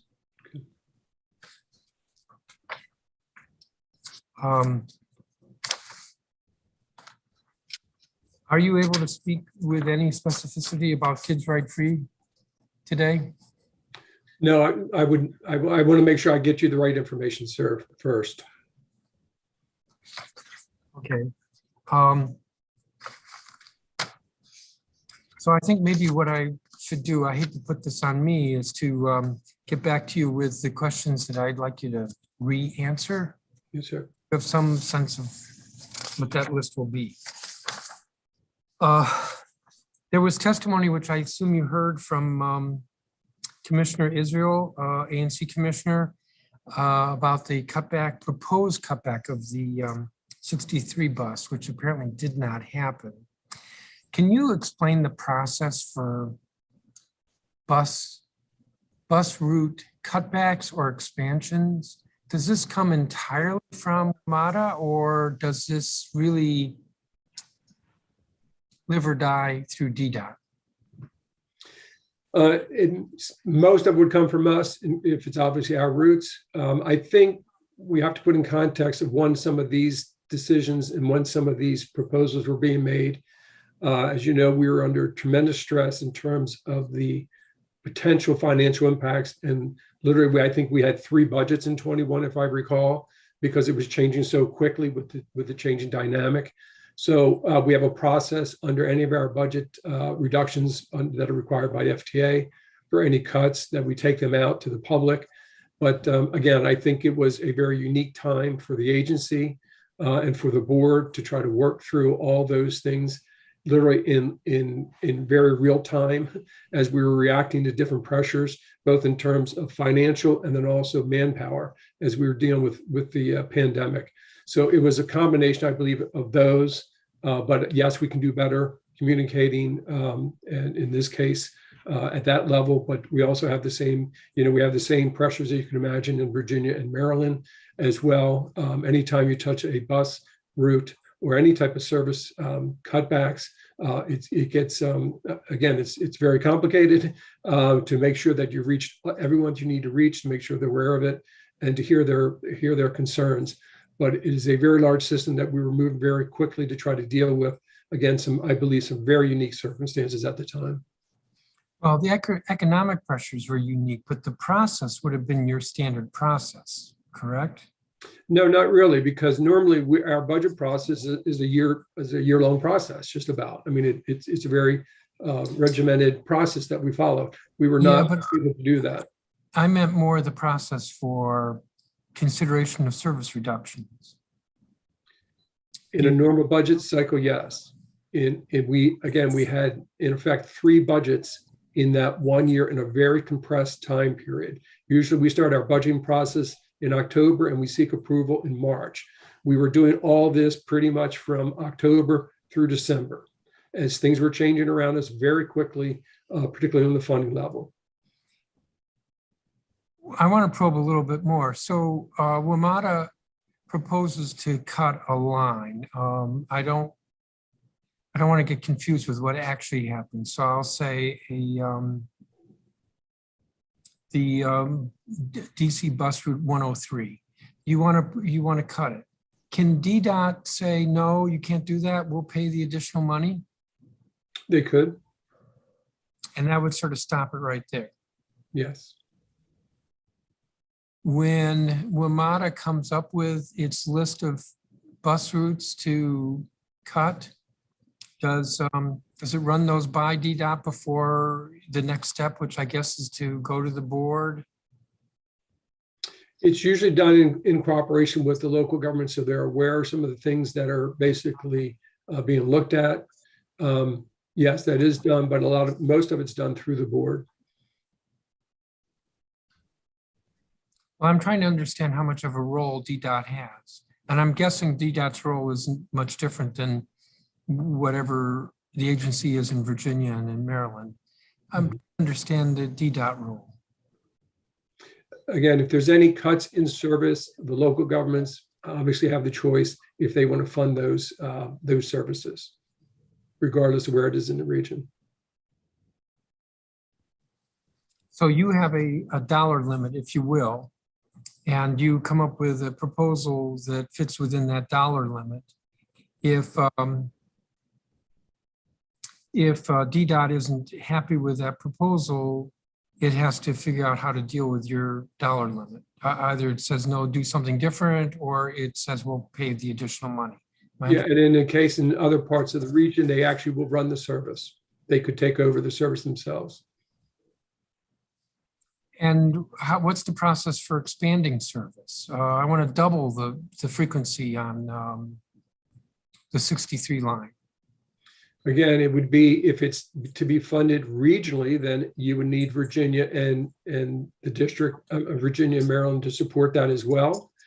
If not, then obviously the local government could come up with the dollars. Because I think we have added some bus service, the council has, in the last couple of the budgets that we've done. I seem to remember one on Rhode Island Avenue. We added the bus service or bus line. I believe so. It looks like I'm kind of running out of time here.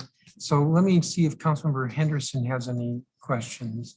And then what I think I'll do after her is ask Mr. Mayor from the Metro Safety Commission if he would present a statement, and then continue with questions with all three of you.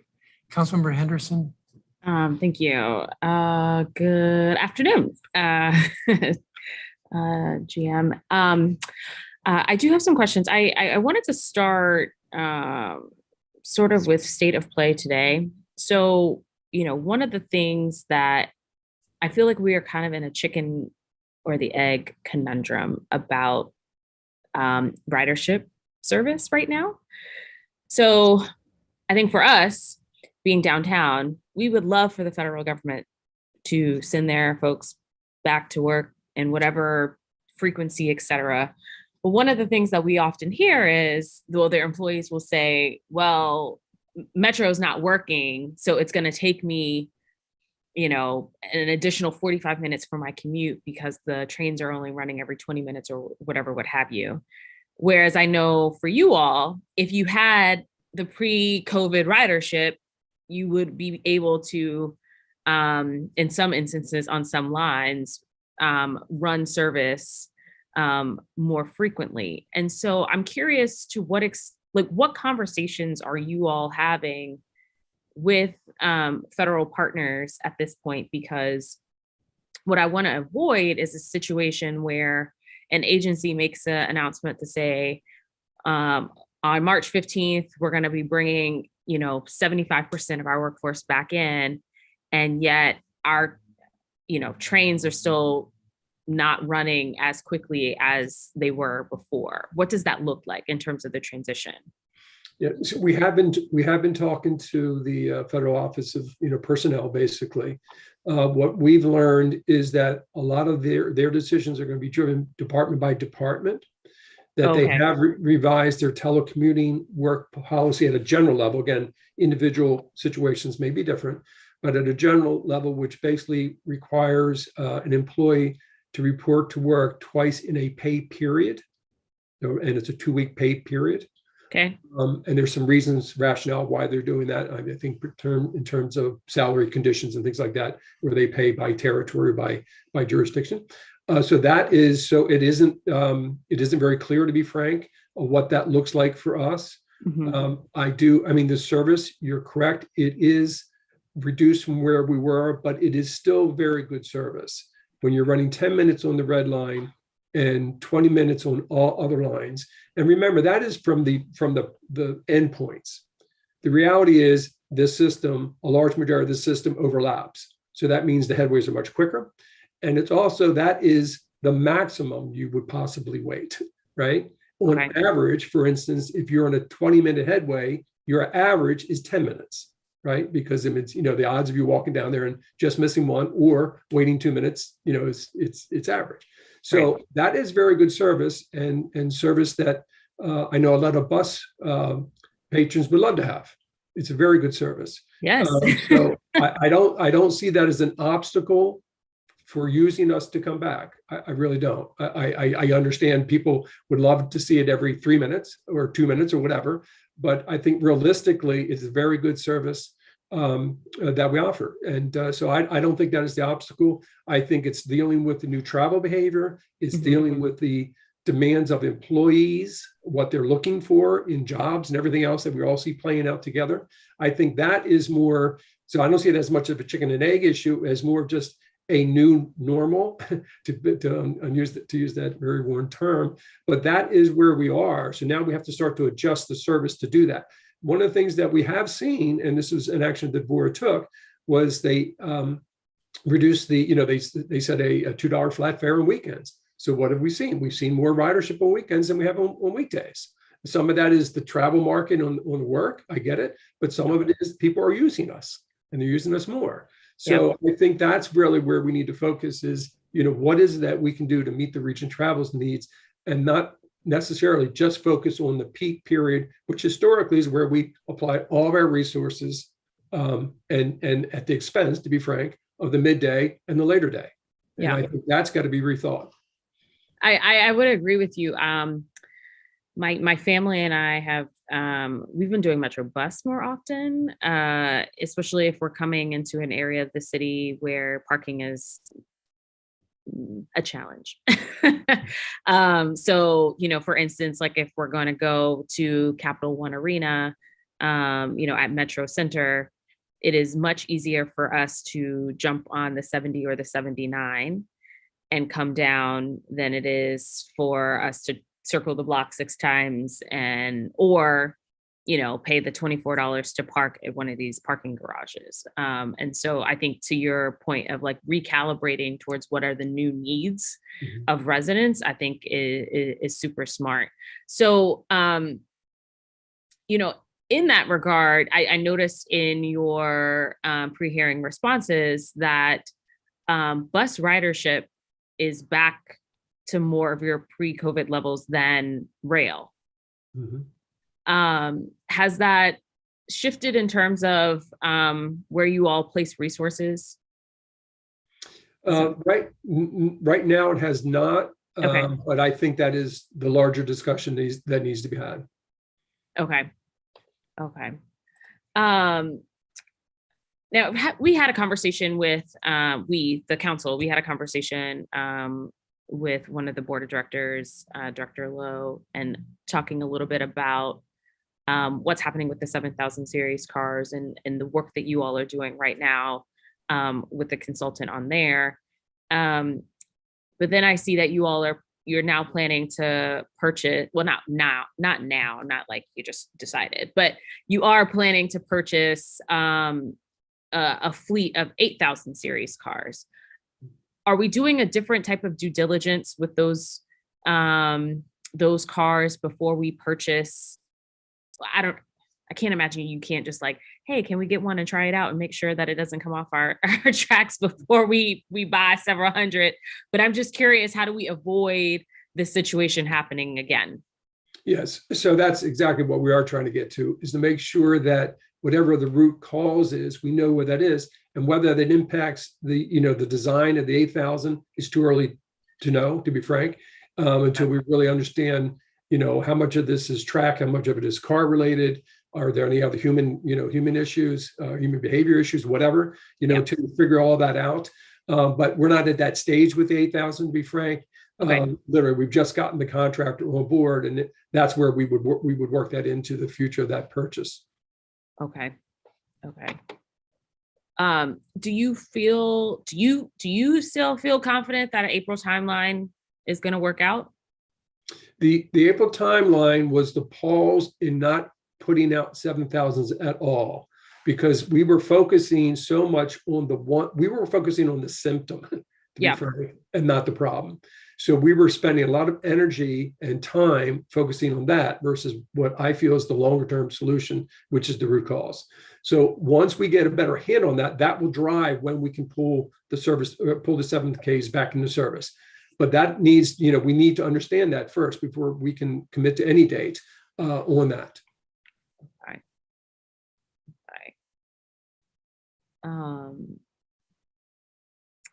in your testimony before Congress, you said, and I don't have the direct quote, so I'm gonna just summarize here. But you said something to the effect of that the pre-pandemic financial model is not sustainable. And I think people might have a varying degree of difference here, but to me, public transit is not supposed to be necessarily a moneymaker, right? It is providing a public good. It is helping to connect communities. It is helping people move people, you know, from point A to point B. But I'm curious, you know, what's the rationale for some of the fare proposals that would provide greater discounts for riders? So we talked a little bit about the $2 flat on the weekends. Is this geared towards just getting people back, like bringing people back? Yeah, you just talk a little bit about that. Sure. There's two concepts there, so if I could hit on both of them. One on the sustainability financial model. So you're totally correct. The model has never been to fund all the operating, much less the capital of Metro, and that's not done anywhere in the U.S. and done very few places in the world. So I get that. That's what, it is a public good. It's a public transit, right? So it serves these other goals. But in this region, there's been a fairly high farebacks recovery, meaning the amount of money that we got out of the farebacks was fairly high, one of the highest in the nation, which then reduced the subsidy levels coming from the local governments in the states. That model, we're one of the, again, rather unique system where we charge more for peak service and we charge distance on the rail side. All right. So most systems you get in, you pay once, you just walk out, right? Oh, yes, I know. Right. So that's not what we do. So that's a 40-year-old, decision. Regardless, that's how we did it. Well, because of that, roughly 80% of our revenues have historically come from the rail side. So that if you're losing peak period, if people aren't taking trips during the peak period, they're not traveling as far during those trips. Maybe they could be taking a lot more trips, but if they're shorter and non-peak, then the financial side of this equation basically takes the hit. So that's what I'm referring to when I say the financial model is under such strain, and I don't see that coming back in the near term. Got it. Because of the factor of doing. So that deals with that issue. So that's and that makes perfect sense. That makes perfect sense. Okay. So that's that. So then what we have been recently is, look, the region's going through what we've all been going through. So how do we get people to feel comfortable to come back to the system? And how do we serve some of those people that we saw use the system during the pandemic and make it more equitable? So the board made a number of decisions around that. So some of them were like, for instance, don't charge transfer from bus to rail. Let's go with a $2 flat fare. Let's introduce people back to the system because they may not be using it during peak period, but maybe they want to use it more on weekends. So let's try to get them, to come back and use it.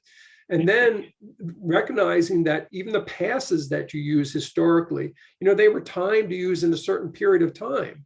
Well, you're not going to be making that many trips during that business period or, during the typical business to work trip or home to work trip. So let's spread that out or give some discounts to get people to come back. So it's a combination of recognizing that we've got to rebuild the market a little bit, come back and try us. And the other part is just a recognition that it's changing around us. So the board's been trying, different measures to try to do that. That's what they're proposing in the current budget that's out for public review right now.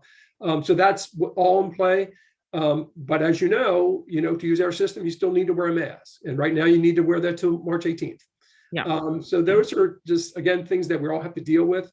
As we sort of pull out of this, hopefully. But that's not unique, right? Like, all transit. I think all public transit, TSA, like if you're going to congregate in a small setting, people like, I think it's just right. So I think we have been having conversations in terms of like, is there something about our particular mitigation rules, et cetera, that might be keeping people away? But I feel like this isn't one of them. No, but we have done a number of focus groups and things of that sort. And so again, our customer base is very broad. Right. A good portion of them have a lot of choices that they have options. And they're choosing not to use us right now for fear of the system, for fear of the virus. And that's just a reality. I mean, that's what they've told us.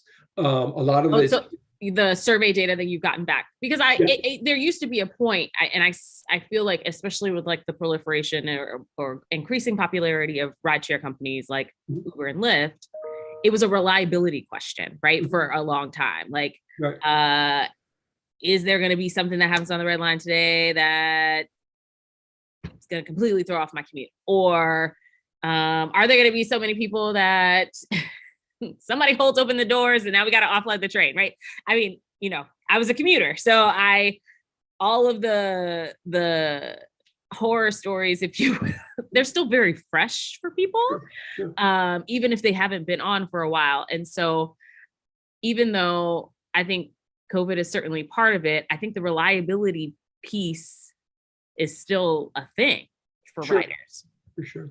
But I also think if you were to take a look at the numbers prior to the COVID, on all those categories, there was marked improvement.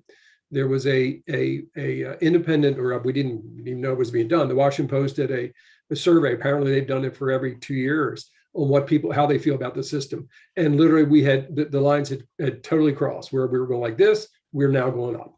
And that's where we were. Then unfortunately everything hit when it hit. So I think that had started to turn, and a lot of that was because the investment we've been able to make, and some of the pain, to be frank, that we've had to put people through, whether it was Safe Track, whether it was the platform work. But what you can see when you pull out of that, what you get, right? So the platform works is a good example. People come back and they say, wow, this is in effect a new station for me. There's more customer enemies. You know what I mean? It has, you know, it's cleaner, it's brighter, it's, you know, everything's there. So that is where you start to build and build and build the ridership back, is by making those improvements. And again, the reliability is the number one factor. Safety / reliability is the factors that we worry about. I'm going to keep going until the chairman pops back on. No, I let you finish that line of questioning. Are you done with that line of questioning? I mean, do I have more questions? I have more questions. No. That line of questioning regarding ridership. No, I'm not done. I actually do have one more on this in particular. Go for it. Okay. In terms of the financial model with the new normal of ridership, to what extent do you think that the jurisdictions understand the shift that might be coming? Does that make sense? Sure. No, because even though the board might be willing to do more of the discounts and whatnot to bring people back on, do my neighbors to my north and south understand what that means in terms of their contribution levels to sustaining the system? Yes, from two perspectives. One is both of those jurisdictions, being the Virginia and Maryland, they run their own transit systems, you know, a lot, you know, different parts of it. And so they're feeling the exact same pressures and the same financial stress. Again, they don't have quite the model we have, but they still feel that pressure. And the other is the board's been very clear that basically the federal money runs out in our fiscal year 24 after, in effect, roughly the first quarter. And there's roughly about a $500 million hole that we need to address. So from my perspective, I think we need to think of it broader than just a financial issue, but it's a broader issue that we say, well, what does the system look like? Which then will define what is that financial need that we want, that we're willing to commit to get to. But it should be driven by what the vision is that we want of the system in the future versus a budgetary, we're out of money, let's start cutting things. To me, it's a much broader discussion because the world's changed around us. If there was a pre-COVID sort of environment, then yes, it would be a more typical budget issue. But that's not what we're dealing with anymore. It's a changed marketplace. How do we position ourselves in the marketplace? And what do we value as a region to support for transit in this region? Thank you. So we're not done with you, Mr. Wiedefeld, or you, Mr. Charrington, but I want to ask David Mayer to give his statement, and then we may have some questions regarding some safety-related issues for any of you. Mr. Mayor? Thank you, Chairman Mendelson and council members with us today. The Washington Metro Rail Safety Commission is the independent state safety oversight agency for the WMATA Metro Rail system. We're the product of the WMSC Interstate Compact that was approved by the District, Maryland, and Virginia. That compact created our agency in 2017 after years of work by each of the jurisdictions. After the appointment of commissioners, the hiring of staff, and the establishment of our safety oversight program, the jurisdictions regained state-level direct oversight of Metro Rail from the Federal Transit Administration in March 2019. In the years since our inception, our commissioners, including Christopher Hart and Robert Bobb from the district, have provided vital leadership as we have become established. We appreciate the work that you and your staff are doing regarding these appointments, and our compact requires that our commissioners have expertise in transit safety, transportation, relevant engineering disciplines, or public finance. This focus on safety, transparency, and on the WMSC's independence has allowed our commissioners and alternates to contribute to our public discourse and mission to make Metro Rail safer for riders, employees, and anyone else who interacts with the system. The most visible work conducted by the WMSC in recent months has been in response to the October 12, 2021 derailment of a 7000 series train on the Blue Line between Roslyn and Arlington Cemetery stations, and the subsequent investigation that revealed outward wheel movement on railcar axles. The NTSB is leading the investigation, and we are actively participating. As a result of our oversight work and information gathered during our investigation, all 7000 series railcars are being kept out of passenger service under our orders until Metro Rail develops and implements a plan to return each 7000 series car to service. Shortly after the derailment, Metro Rail began special inspections that identified 20 other 7000 series railcars with wheels too far apart. It also told us for the first time that routine inspections in the 12 months leading up to the derailment found 21 instances of wheels too far apart on their axles and found similar failures dating back to 2017. On October 17th, after Metro Rail said it had removed from service all rail cars that had failed the special inspections, our independent oversight identified that Metro Rail had at least 2 of these failed rail cars in use carrying passengers. Later that day, we ordered Metro Rail to remove all 7000 series cars from passenger service until it developed and implemented a plan under our oversight to safely return each car to service. Metro Rail submitted its plan to us on December 11th. 3 days later, we communicated to Metro Rail that we had no technical objections to their plan. On December 29th, again using our direct access to Metro Rail systems, we identified that Metro Rail had at least 5 rail cars in passenger service that did not comply with its plan. We notified Metro Rail that it had cars carrying passengers that did not comply with its safety plan, and Metro again removed all 7000 series rail cars from passenger service. We issued an order requiring Metro Rail to keep the cars out of passenger service until WMATA develops and implements a revised return to service plan with additional protections to ensure that the plan is followed. We look forward to Metro Rail developing its new return to service plan, and when a new plan is in place, we will closely monitor its implementation as we did for the prior plan. Speaking more generally for just a moment, we conduct our safety oversight work in a variety of ways. We have a focus on transparency. Our work requires frequent interactions with Metro Rail at all levels of the organization with open lines of communication. You can see much of our work on our website, WMSC.gov, which now contains 145 safety investigation reports, more than 370 inspection reports, and reports of 10 comprehensive WMSC safety audits of Metro Rail completed to date.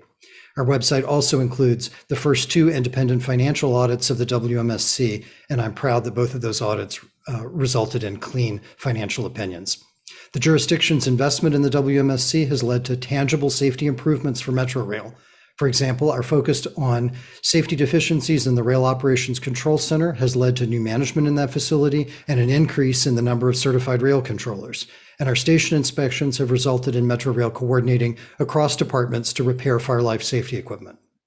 In closing, our audit, inspection, investigation, and other work has led to required safety improvements for Metro Rail to ensure that Metro Rail is following its procedures, policies, and other safety commitments that it's made. It's up to Metro to implement those safety improvements, and the WMSC, of course, oversees this implementation. Thank you, and I look forward to any questions that you have. Thank you, Mr. Mayor. Is it Mayor or Meyer? My parents said Meyer, but I don't get too bent out of shape. Okay, thank you. So we will resume our rounds, 10-minute rounds. There were a couple of things you said, Mr. Meyer. they were both very similar, that October 17th, Metro said it removed all service from rail cars, but then at least 2 of the failed rail cars were back in use. And December 29th, there were 5 rail cars that were back in use. Am I to read something nefarious there? No, I don't think anything is nefarious there. I think it's a matter of following procedures to ensure that cars that shouldn't be in passenger service are not actually in passenger service. I'm not following. If I know that I'm supposed to take car number 34 out of service and car 34 is in service, why am I innocent? Well, if a car is taken out of service, there are specific procedures to be followed and communications that should be implemented throughout the organization. If those procedures aren't followed, flags and chocks, and if those aren't communicated throughout the organization, it can result in those cars being taken out of passenger service or taken into passenger service. Mr. Wiedefeld, what's your answer? The same. I mean, we have at the end of the day, there's some humans that are making some judgments. They're making decisions. They maybe miss something. In the case of the wheels, we were measuring at 1/32 of an inch, not as precise as maybe it should be. The measurements that we were taking. So I think it was a combination. That's why we pulled the entire fleet off and said we're going to stop this and we're going to focus on the root cause and not trying to get limited number of trains out there right now. A somewhat related question is that Mr. Wiedefeld, your written answers to me, WMATA has 151 corrective action plans. Now 46 of those are closed, which suggests that 105 are still open. That seems like an awful lot of corrective action plans. When we moved the MSC compact to the council and went through my committee, I sort of expected that from time to time, the Safety Commission would find something that was problematic. I didn't expect that they would find 151. It seems like a lot. Who wants to take the first crack at that, Mr. Meyer or Mr. Wiedefeld? I mean, I'd be glad to just from the perspective of, I look at that as a positive, meaning we have an oversight committee. They are looking at a number of things that maybe weren't looked at in the past. They find things that should be improved, and then we improve them. So if the goal is to continue to be a more safe system, then we should continue to look at everything we can look at to make sure it is. So, and some of these take time and money and investment and technology and different things to get to the end point. But as long as we see something, we identify it, we say, here's what we're going to do to mitigate it or eliminate it. To me, that's a positive. It's the same way I feel about the OIG's office. If there's something on there, let's find out what it is and fix it. Let's not push it and pretend it's not there. That's my view of it. Mr. Meyer, you see that as positive? I concur with what Mr. Wiedefeld said. Safety is all about continuous improvement, and continuous improvement and working on corrective action plans is the way you demonstrate that you're moving forward. So I don't foresee a time when there'll ever be zero, and I don't know that it's really a good metric of safety to count the number of open caps. I'm going to switch subjects and talk about EV buses. So, Mr. Wiedefeld, I don't get what's going on, that Metro is so slow. Now, you may not agree with me that it's slow, but I think it's slow. You, meaning WMATA, the board has voted to approve a plan to be 100% zero emission buses by 2045. That is 23 years from now. That's a whole generation. And you're going to transition there slowly, but 80% of your buses are still going to be fossil fuel in the year 2030. Our plan, our clean energy law that was adopted in 2018 called for a much faster schedule. But putting that aside, I mean, forget that. I just don't understand why this is so difficult. And when I read the answers that you provided, the one thing I think is going to be complicated is not even addressed in your answers, and that is figuring out if you have to make route changes because of the range that an electric bus has. Not even mentioned. I just don't get why this is so difficult for you to convert to electric buses. You have to buy them. They're more expensive. The maintenance is much, much less. And this is oversimplifying it, but in a sense, not really. All you have to do is plug them in. So why is this so difficult? I think the 2045, the board is committed and the agency is committed to get there as soon as possible. It is their best estimate of what it will take to get there. And it is, I don't think it is quite as simple as just buying vehicles and plugging them in. We have to, and that's why we have the pilot program that we are launching now to really see what are the issues. If we can pick up time, if the market is there that supports it, then yes, we will move quicker. But to put a date out there that is artificial or that's not attainable, I'm not sure that solves anything, except it does sound good. I get it. But the reality is we've tried to do it. We tried to be as transparent of what our, the factors we looked at to support that of the process it will take to get there. If it can be shortened, we will shorten it. But there's significant effort that has to be done to get that entire fleet flipped over to some zero emission fleet, not necessarily even an electric fleet. Well, let's see. You mentioned pilot. So I believe Metro decided to go the pilot route a couple of years ago, correct? We have, this is the much more of a significant pilot that we're undertaking now. We have roughly 12. Yeah, but when did you decide to pilot this? A couple of years ago. Well, to apply for the dollars for federal resources to do it and to do it, yes. Okay, and you still haven't acquired the buses? We have the in effect, the bids out now to pull them in. The buses will be delivered later this year or early next year? Yes. Okay, there's no sense of urgency here. In your answer to me, you said that some of the factors you have to consider is maturity of existing zero emission vehicle technology. I'm assuming what that means is that the batteries will get a longer range as the R&D progresses. Partially, yes. Mm-hmm. Okay, that's going to be going on for decades. The buses that WMATA has today are considerably more sophisticated and developed than the buses you had 30 years ago. So if maturity is a factor, it could be decades before maturity is achieved. And even then it won't be. Do you get my point? That's why the 2030 is our estimate of when in effect you would be moving to whatever that technology is for the entire fleet. Well, are you saying that you may not go electric? What other zero emission technology is there? There's others that are out there that are being looked at right now. Okay, name the cities, name the bus systems in this country that have other technologies that are zero emission. I can't name off the top of my head, but let me pull some research for you. We have it of some other technologies that people are looking at. The district government is committed to zero emission.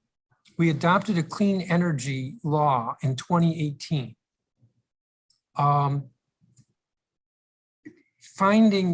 Taking a decade to figure out the best technology, that's not our policy here.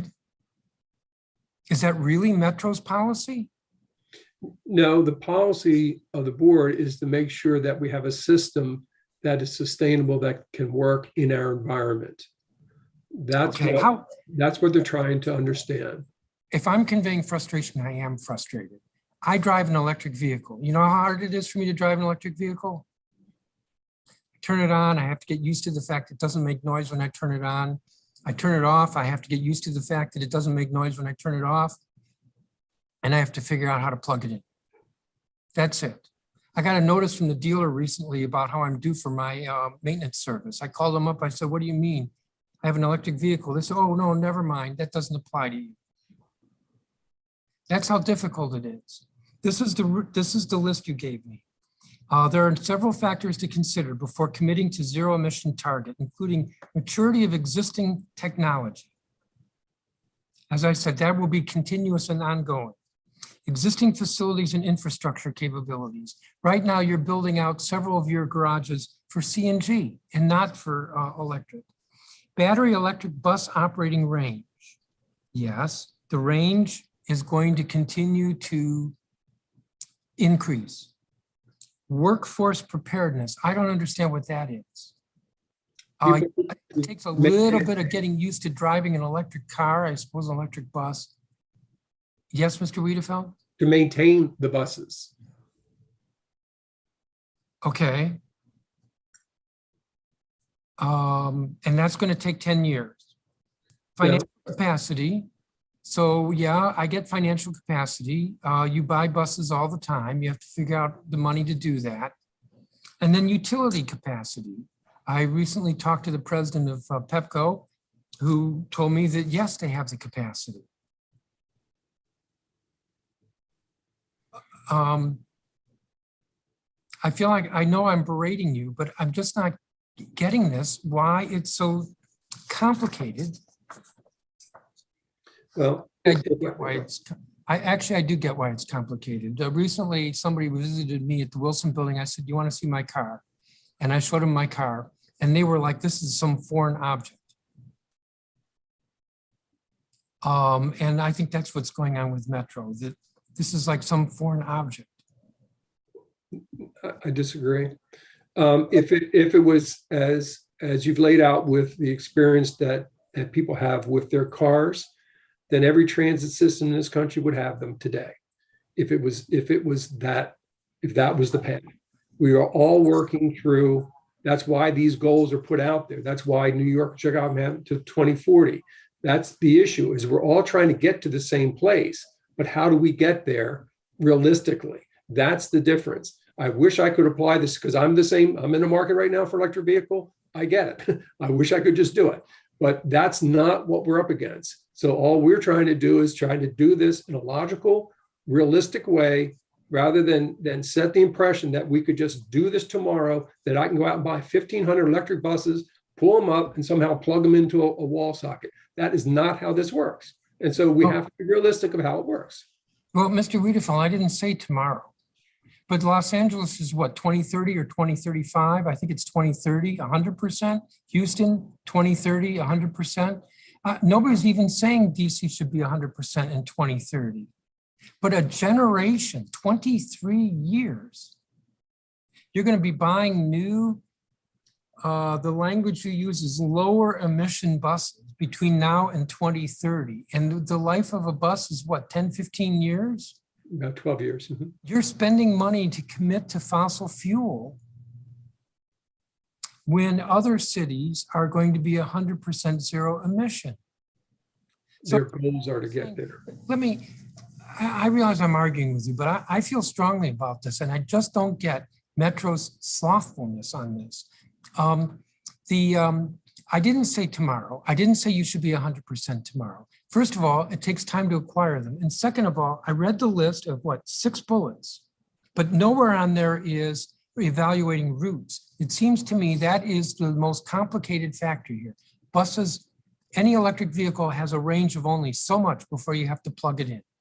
So you got to look at your routes, not even on the list, which makes me think that there hasn't really been, with all due respect, serious planning around this. No, that's exactly what we're doing with the 12 buses that we're going to get, is to put them on different routes, travel them during different parts of the season, because that's another issue for us. The temperature swings of this region. So those are the things that we want to monitor, see where these perform well and where they don't. What do we need to do to address it if they don't? Well, we know they're going to have to perform throughout the entire system eventually.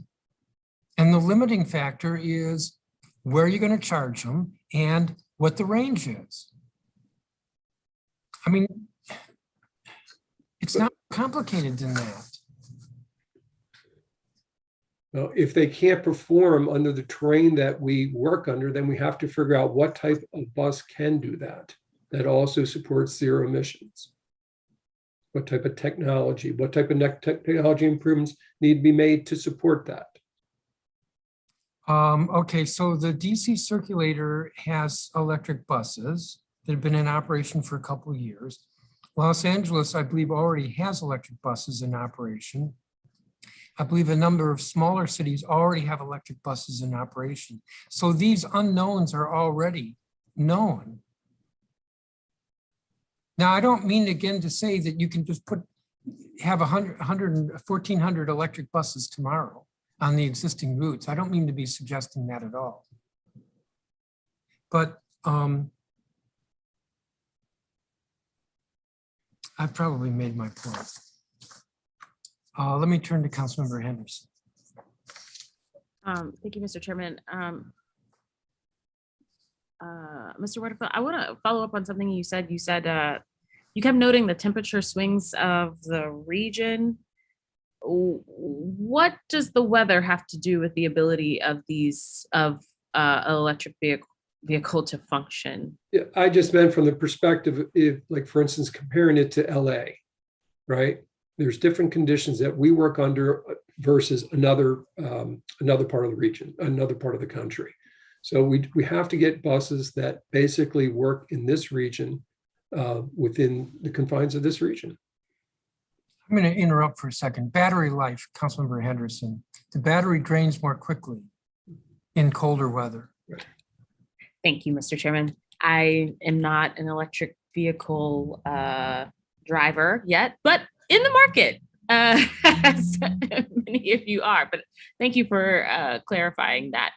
I wanted to ask, from an infrastructure standpoint, I guess, or from a capital standpoint, you said the average life cycle of a bus is 10 to 12 years or 10 to 15 12 years. Mm-hmm. 10 to 12 years. Okay. So as we are cycling out, is the idea that we would be adding, I don't know, what, 4 to 5 buses? You know, we purchase as we cycle? Yeah, we purchase roughly 100 buses a year. Okay. Okay, and that keeps us at a certain average age of fleet. Okay. And makes sure that they, continue to be efficient and can meet demand, without major maintenance. So that's what we do. So in the pilot program that we're purchasing the buses, we have the option to buy more buses, right? Okay. If they're there. And if things start to point that way, then we would move that way.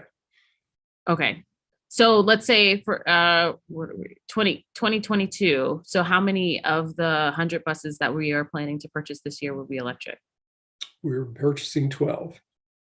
So 12 of the 100. Mm-hmm. Okay. I'm not 12 of the 100. I'm just saying we're purchasing 12. We generally get about 100 per year. Okay? Oh, I see. Okay. Again, this is a pilot program, right? So we're going to get those 12, see how they perform in this region. Okay. Are we getting 12 of a variety of manufacturers? Does that make sense? We put it out to the marketplace. Okay. So it's a bid, as you can imagine. So we have to see what the marketplace shows. It's 10 40-foot buses and then the 2 articulated buses. Yep. Okay. Different, demand on the battery. Yeah, I guess I was sort of talking like, I don't know, if Toyota or Ford or Polestar or Tesla, I'm just curious if we are trying to determine who has the best offering for what we're looking for, are we trying out different brands of technology? That's not the major focus, split between that yet. We just want to get a better sense if they offer something different, what's different in that bus versus another bus, and is that plus or minus? Are there pluses and minuses with that? Okay. How are things going in terms of vacancies in regard to your maintenance employees? Like everyone else, we're in a lot of stress on the employment side. We've just offered incentives, for new employees to come in, particularly with CDLs. That marketplace is under tremendous demand. We are working with both unions, particularly 689, in working an apprenticeship program on both sides, both on the maintenance side and on the operation side, meaning the bus operator side, to try to basically fill that up. We are we're being very aggressive right now in hiring because of the Silver Line Phase 2 coming online. And you can imagine we need the whole span of people for that. Okay. I noticed that, and this is not a criticism, it's just a observation in terms of the numbers that you provided, that the vast majority of the vast majority of the employees of WMATA are from Maryland. So I'm curious how we can do better to prepare DC residents to compete for some of these upcoming jobs. And one of the things, and I serve on the Committee on Labor and Workforce, and even in district government, we have some jobs that are hard to staff because they're looking for specific credential requirements for it. Are there specific things that we could be doing better to set up our residents for better success? So CDL aside, because that's a shine. I think like 2 weeks ago, I had a conversation with a group of women who have their CDLs, and they drive for a shuttle company here. I don't know if the shuttle company is listening, but I did tell your employees that the wages that you are paying them, they could leave and do much better with lots of organizations with their CDLs and the years of experiences that they do have. But I'm curious, you have a fleet here. So I'm imagining you need maintenance folks or folks who are credentialed in order to be able to work on not just the trains, but buses and things like that as well. Yes. So we work, for instance, we were with the DC Infrastructure Academy. Okay. Where we try to get people at that stage to, hey, come this way. Yeah. So we continue to do that. And that is one thing, I mean, and we do, I believe, provide to the different council members all the things that we're looking for so they can get it out in your networks. Okay. But I really think you just hit on one of the key points is, these jobs are careers. Right? You can enter this organization and pretty much go anywhere. And a lot of our people start off as bus operators, and then they go from there. Maintenance may be something different. That tends to be its own sort of career path. But on the bus side, you enter as a bus operator, you become a train operator, a station manager, you move into management, you move into supervision. That is the path. And it's, a very, in this marketplace, it is a very good job for people to get into, particularly if they're looking for a career. If you're looking for a 2-year stint, then it's probably not it, because the reality is the way our system works. The training and the training, but also the seniority of what you get when you come in is probably not the best, right? Yeah. I mean, it's just the way it is because it's based on seniority. So you get to pick your work. So the longer you stay here, obviously you can pick, better environments and whatever you're looking for, or your schedule, right? You get to pick all that, but that builds up over time. So if you have a shorter term view, that might not fit very well. So we got to, sort of bring people along a little bit that, hey, look at this as a career move and not necessarily as a 2-year stint and then I'm going to move on to something else. But that's a challenge for us in the way that a lot of young people feel now, right? I mean, the way it's a different. The idea of my dad is a retired bus driver. He drew for New York City Transit. Right. And, he's nice in retirement now, talking about the trips that he's taking and this, that, and the third. But the idea that a young person today thinks that they're going to spend the next 31 years with the same company, that's just like, what do you mean? 30, that's a long time. That's a lifetime commitment. So I think anything you do to help communicate that, again, within, the avenues that you have, I think is, and it's one that we have to somehow play up more because it is a little bit more of a longer game. I mean, it's the reality of, employment for us. Right. The benefits really build over time. Yeah. So, okay. So I know you talked a little bit about safety from the perspective of the infrastructure of the system. And Mr. Mayor, thank you so much for your testimony. I want to talk about safety from the perspective of just public safety in general. And I feel like you're my only window into the workings of what's happening in terms of Metro Transit and some of the incidents that have been taking place within the system of late. Are there any changes or adjustments that you all are looking to make as a result of some of the incidents that have been occurring? most recently, I think on Friday, at the Petworth Metro station, a young person being shot on the platform. Yeah, I mean, as you know, as a community, and not only obviously in the district, but throughout the U.S., to be frank, there's an uptick, and there are a lot of potential factors that led to that. Obviously, COVID being a major one, and then some of the support structure, that supports some of the issues that we may be dealing with. So what we have found is an increase again on the part one side of the equation, meaning not property, but on individuals. We have basically reapplied our resources. Our number one issue is on the platform where there's interaction going on. Some of it is the drop in ridership, and just some of the just people do things differently if there's more of a presence of people in general, I think. Yeah. So we're trying to apply more of our resources to the platform where people are sitting, waiting, whatever they're doing. And then the train is next. But we also have not a lot, but a number of times we're almost a refuge where people run to, and then things play out, right? So things are happening in the community, and they look to the rail station as sort of a safe haven, to be frank. So some of the things actually start somewhere else and then play out on our system. And this is again, if you've looked at some of the recent events in New York or Philadelphia, or we're all wrestling with this as an industry. So we don't want to. Our philosophy is we're not going to arrest our way out of this, right? It's got to be dealt with at a much broader level, and it's going to change as the whole travel market changes also, right? As people start to travel behavior differently.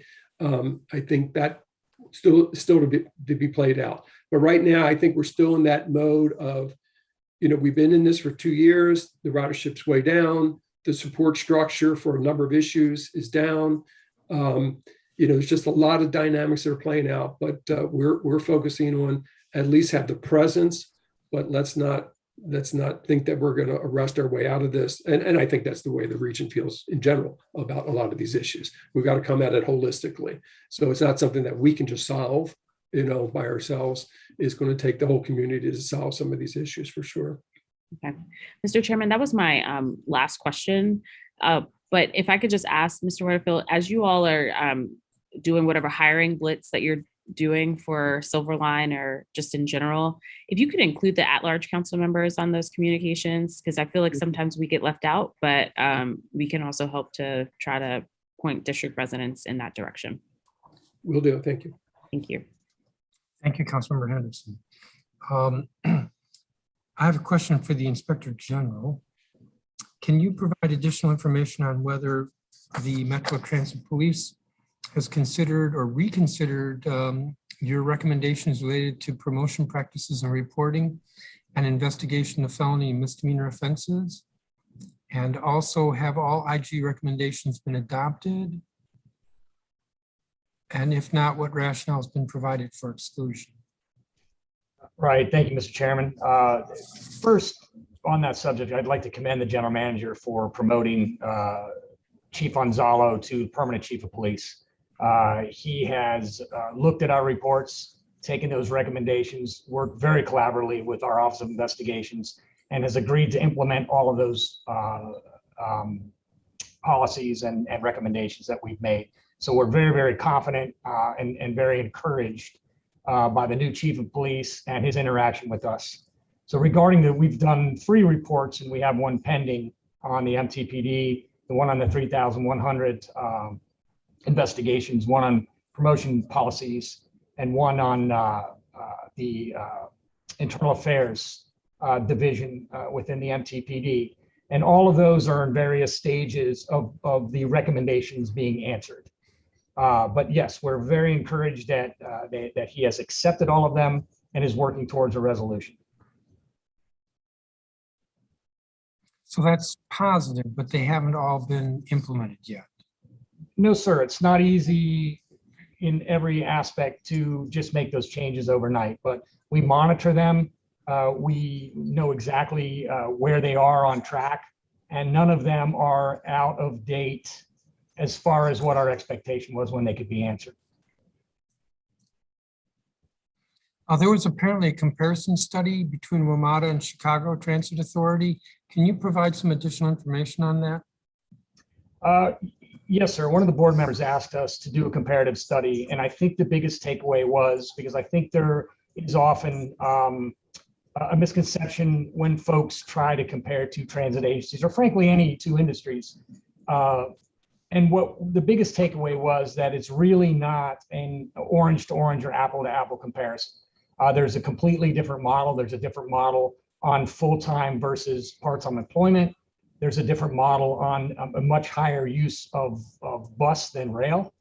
And I think the study really was pointing out that you can't just take number of employees, a budget, and the size of a system and expect those numbers to compare. So if one system costs more than another to run, we dove down more into the details of why that could be. For instance, they have a different model. When you use part-time employees rather than full-time employees, there's less benefits. And so it really was just that they can't be compared one-to-one. Were there any best practices that WMATA could adopt? Yes, sir, there were. And it is looking at employment, looking at routes as they are. In fact, we got very positive feedback from that report. And I believe that there are best practices, if nothing else, to look at employment, to look at routes, and to look at how, for instance, if a bus could be used rather than rail or vice versa.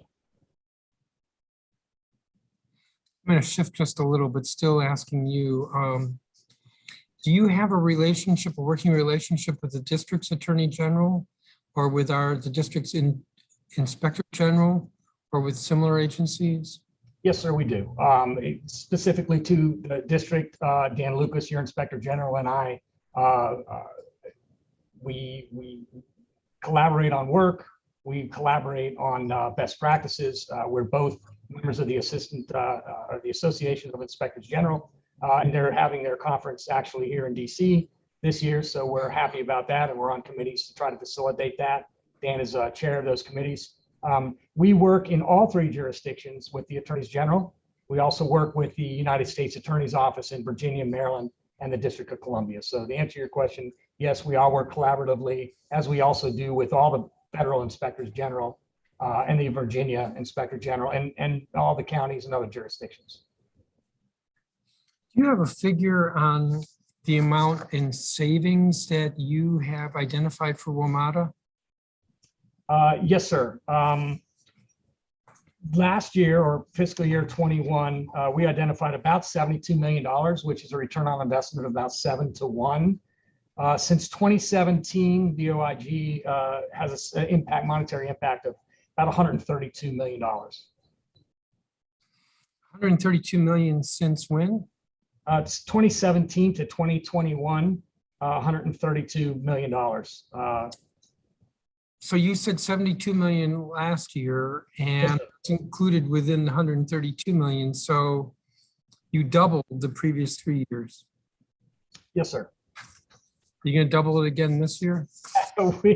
We hope so, but I'm not going to make any promises. But we certainly strive for a return on investment, as we do, to affect positive change and to have a fruition to our criminal investigations and administrative, whether that means discipline or whether that means exoneration. We worked hard towards that point. But yes, sir, it's absolutely one of our goals. Thank you. Mr. Wiedefeld. Yes, sir. The status of Metro's headquarters? We will be opening the new headquarters building in this month. And that's where? It's at L'Enfant. And then you're going to be, you own the Graham building, right? Yes, sir. You're going to be what, renting that, renovating? Yes, leasing it to a developer, which will go through, the district process for that. What do you mean go through the district process? Meaning the zoning and things of that sort. It all goes through them, not us, obviously.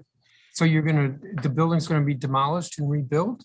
I believe they're going to take it down to its frame and redo it, is my understanding. Interesting. So that could be a couple of years.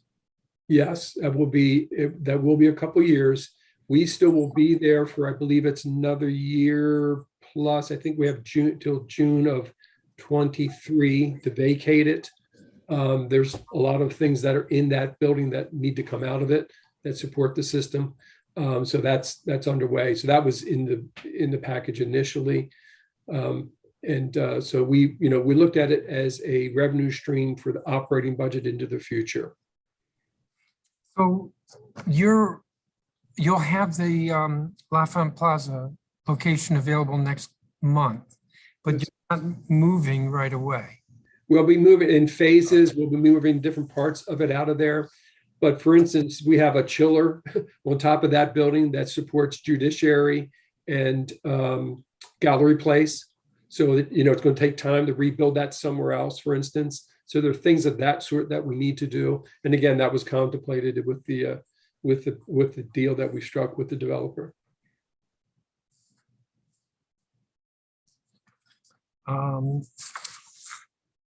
I was a little bit, I was struck by your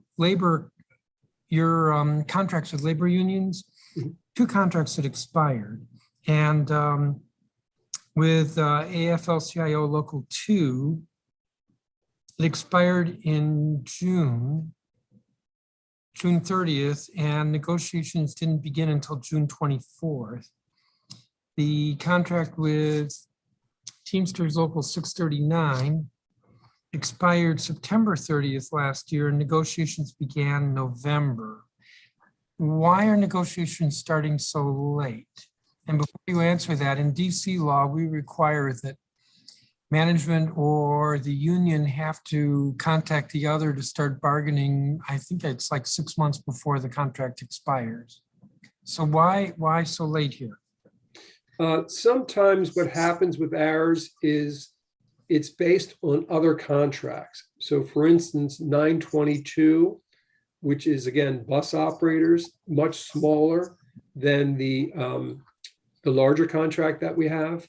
So they generally wait until that has been settled and then negotiate that. The same way with the one, that one union is our special police.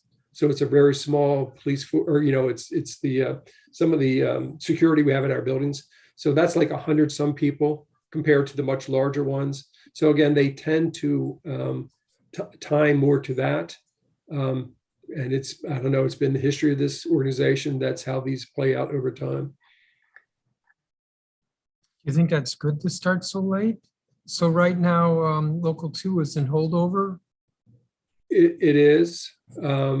It will be retroactive once we reach agreement.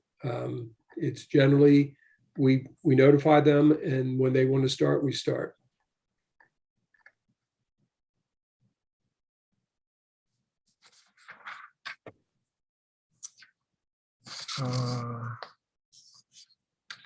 Give me a second here.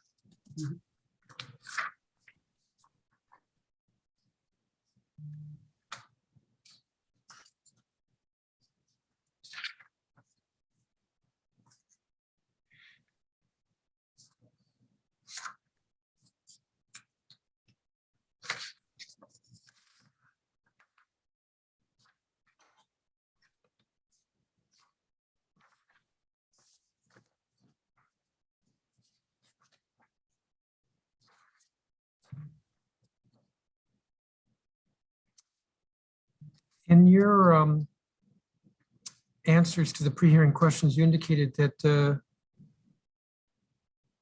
you did not report to the public the number of use of force reports or stop and frisks completed. What would it take for WMATA to reconsider this policy and devise a plan to provide at least some publicly available information?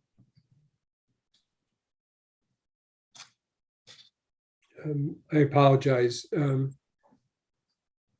In the written answers you gave us, you indicated that you do not, that WMATA does not report to the public the number of use of force reports or stop and frisks completed. What would it take for WMATA to reconsider this policy and devise a plan to provide at least some publicly available information? I will ask the new chief of police to look at that very issue then. That's Chief Anzalo. Yes, sir. I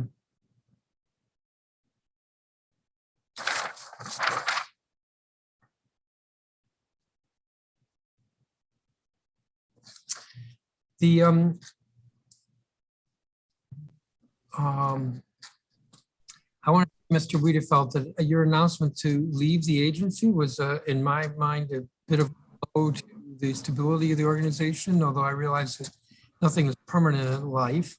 So I do want to, even though I gave you a hard time the last round, do want to acknowledge and express appreciation for your service. Can you speak to what the transition will be? That's not in my lane. That's the board. So they're doing that process. That would be something you would want to talk to the chairman of the board with. Okay.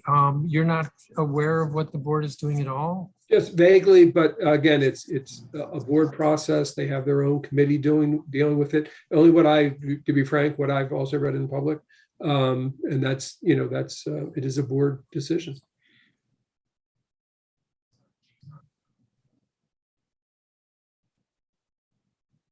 Okay, my staff just pointed out Chief Anzalo's here.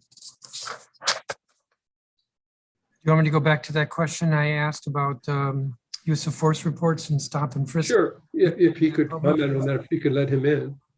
He's in, Chief. Chief? Yes, sir. Hey, good afternoon, Mr. Middleton. Good afternoon. So my question had been, apparently use of force reports and stop and frisks are not reported publicly at all. What would it take for WMATA to reconsider this policy and devise a plan that would provide at least some publicly available information? Yeah, I think that's something we can definitely take a look at. I'll have to work with our general counsel on that before I commit to anything, but I do agree with the transparency, at least providing some information to the public around use of force and stop and frisk. Appreciate that. I had a couple more questions for Mr. Meyer. The Safety Commission is fairly new. How do I want to phrase this? How do you think the commission is doing in terms of getting on its feet? Everybody's new, working out relationships. How would you say the performance generally is? I'm not sure that there's a way to quantify it, but we have been in business since we were certified in early 2019, and I think we are continuing to mature our processes and continuing, just like the continuous improvement that we look for in Metro, where we look for the same in our own process. However, with 2 clean financial opinions now under our belt, I do think that we are gaining some maturity that we didn't have before. I'm not sure if that's responsive to your question, though, sir. It is. Follow-up is any stumbles? I can't imagine an organization that doesn't have stumbles. I think if you were to look at some of the earliest inspection reports and audits that we wrote, I think our products have improved a lot better, both in terms of writing quality and content, but I'm not sure that's exactly a stumble. What about any hurdles? Certainly, there have been some bumps in the road. Maybe that's a stumble where perhaps we've had some differences of viewpoints with Metro over time, but I'm not aware of any that are creating any impediments currently. And generally, the relationship between the Safety Commission and WMATA has been collaborative or cooperative. Yes, on both sides, we work very hard to keep it that way. I mean, from time to time, Metro is a very big organization. From time to time, it isn't quite where we want it to be, and we work together to get it back.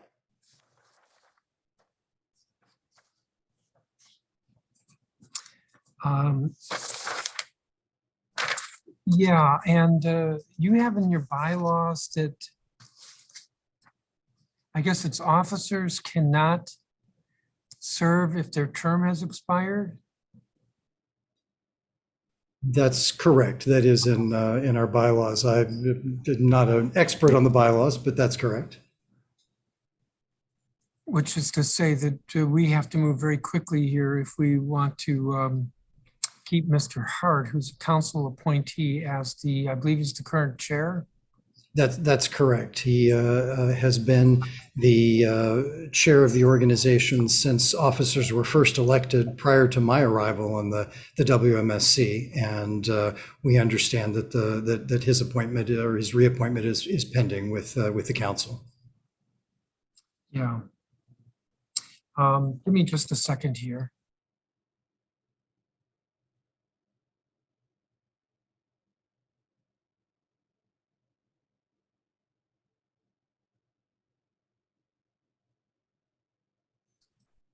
I don't have any more questions. Let me double check if Councilmember Henderson is still here and has any questions.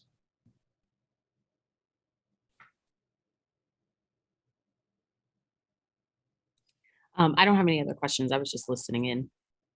Okay, then I think we're good to go. I want to thank everybody for your testimony.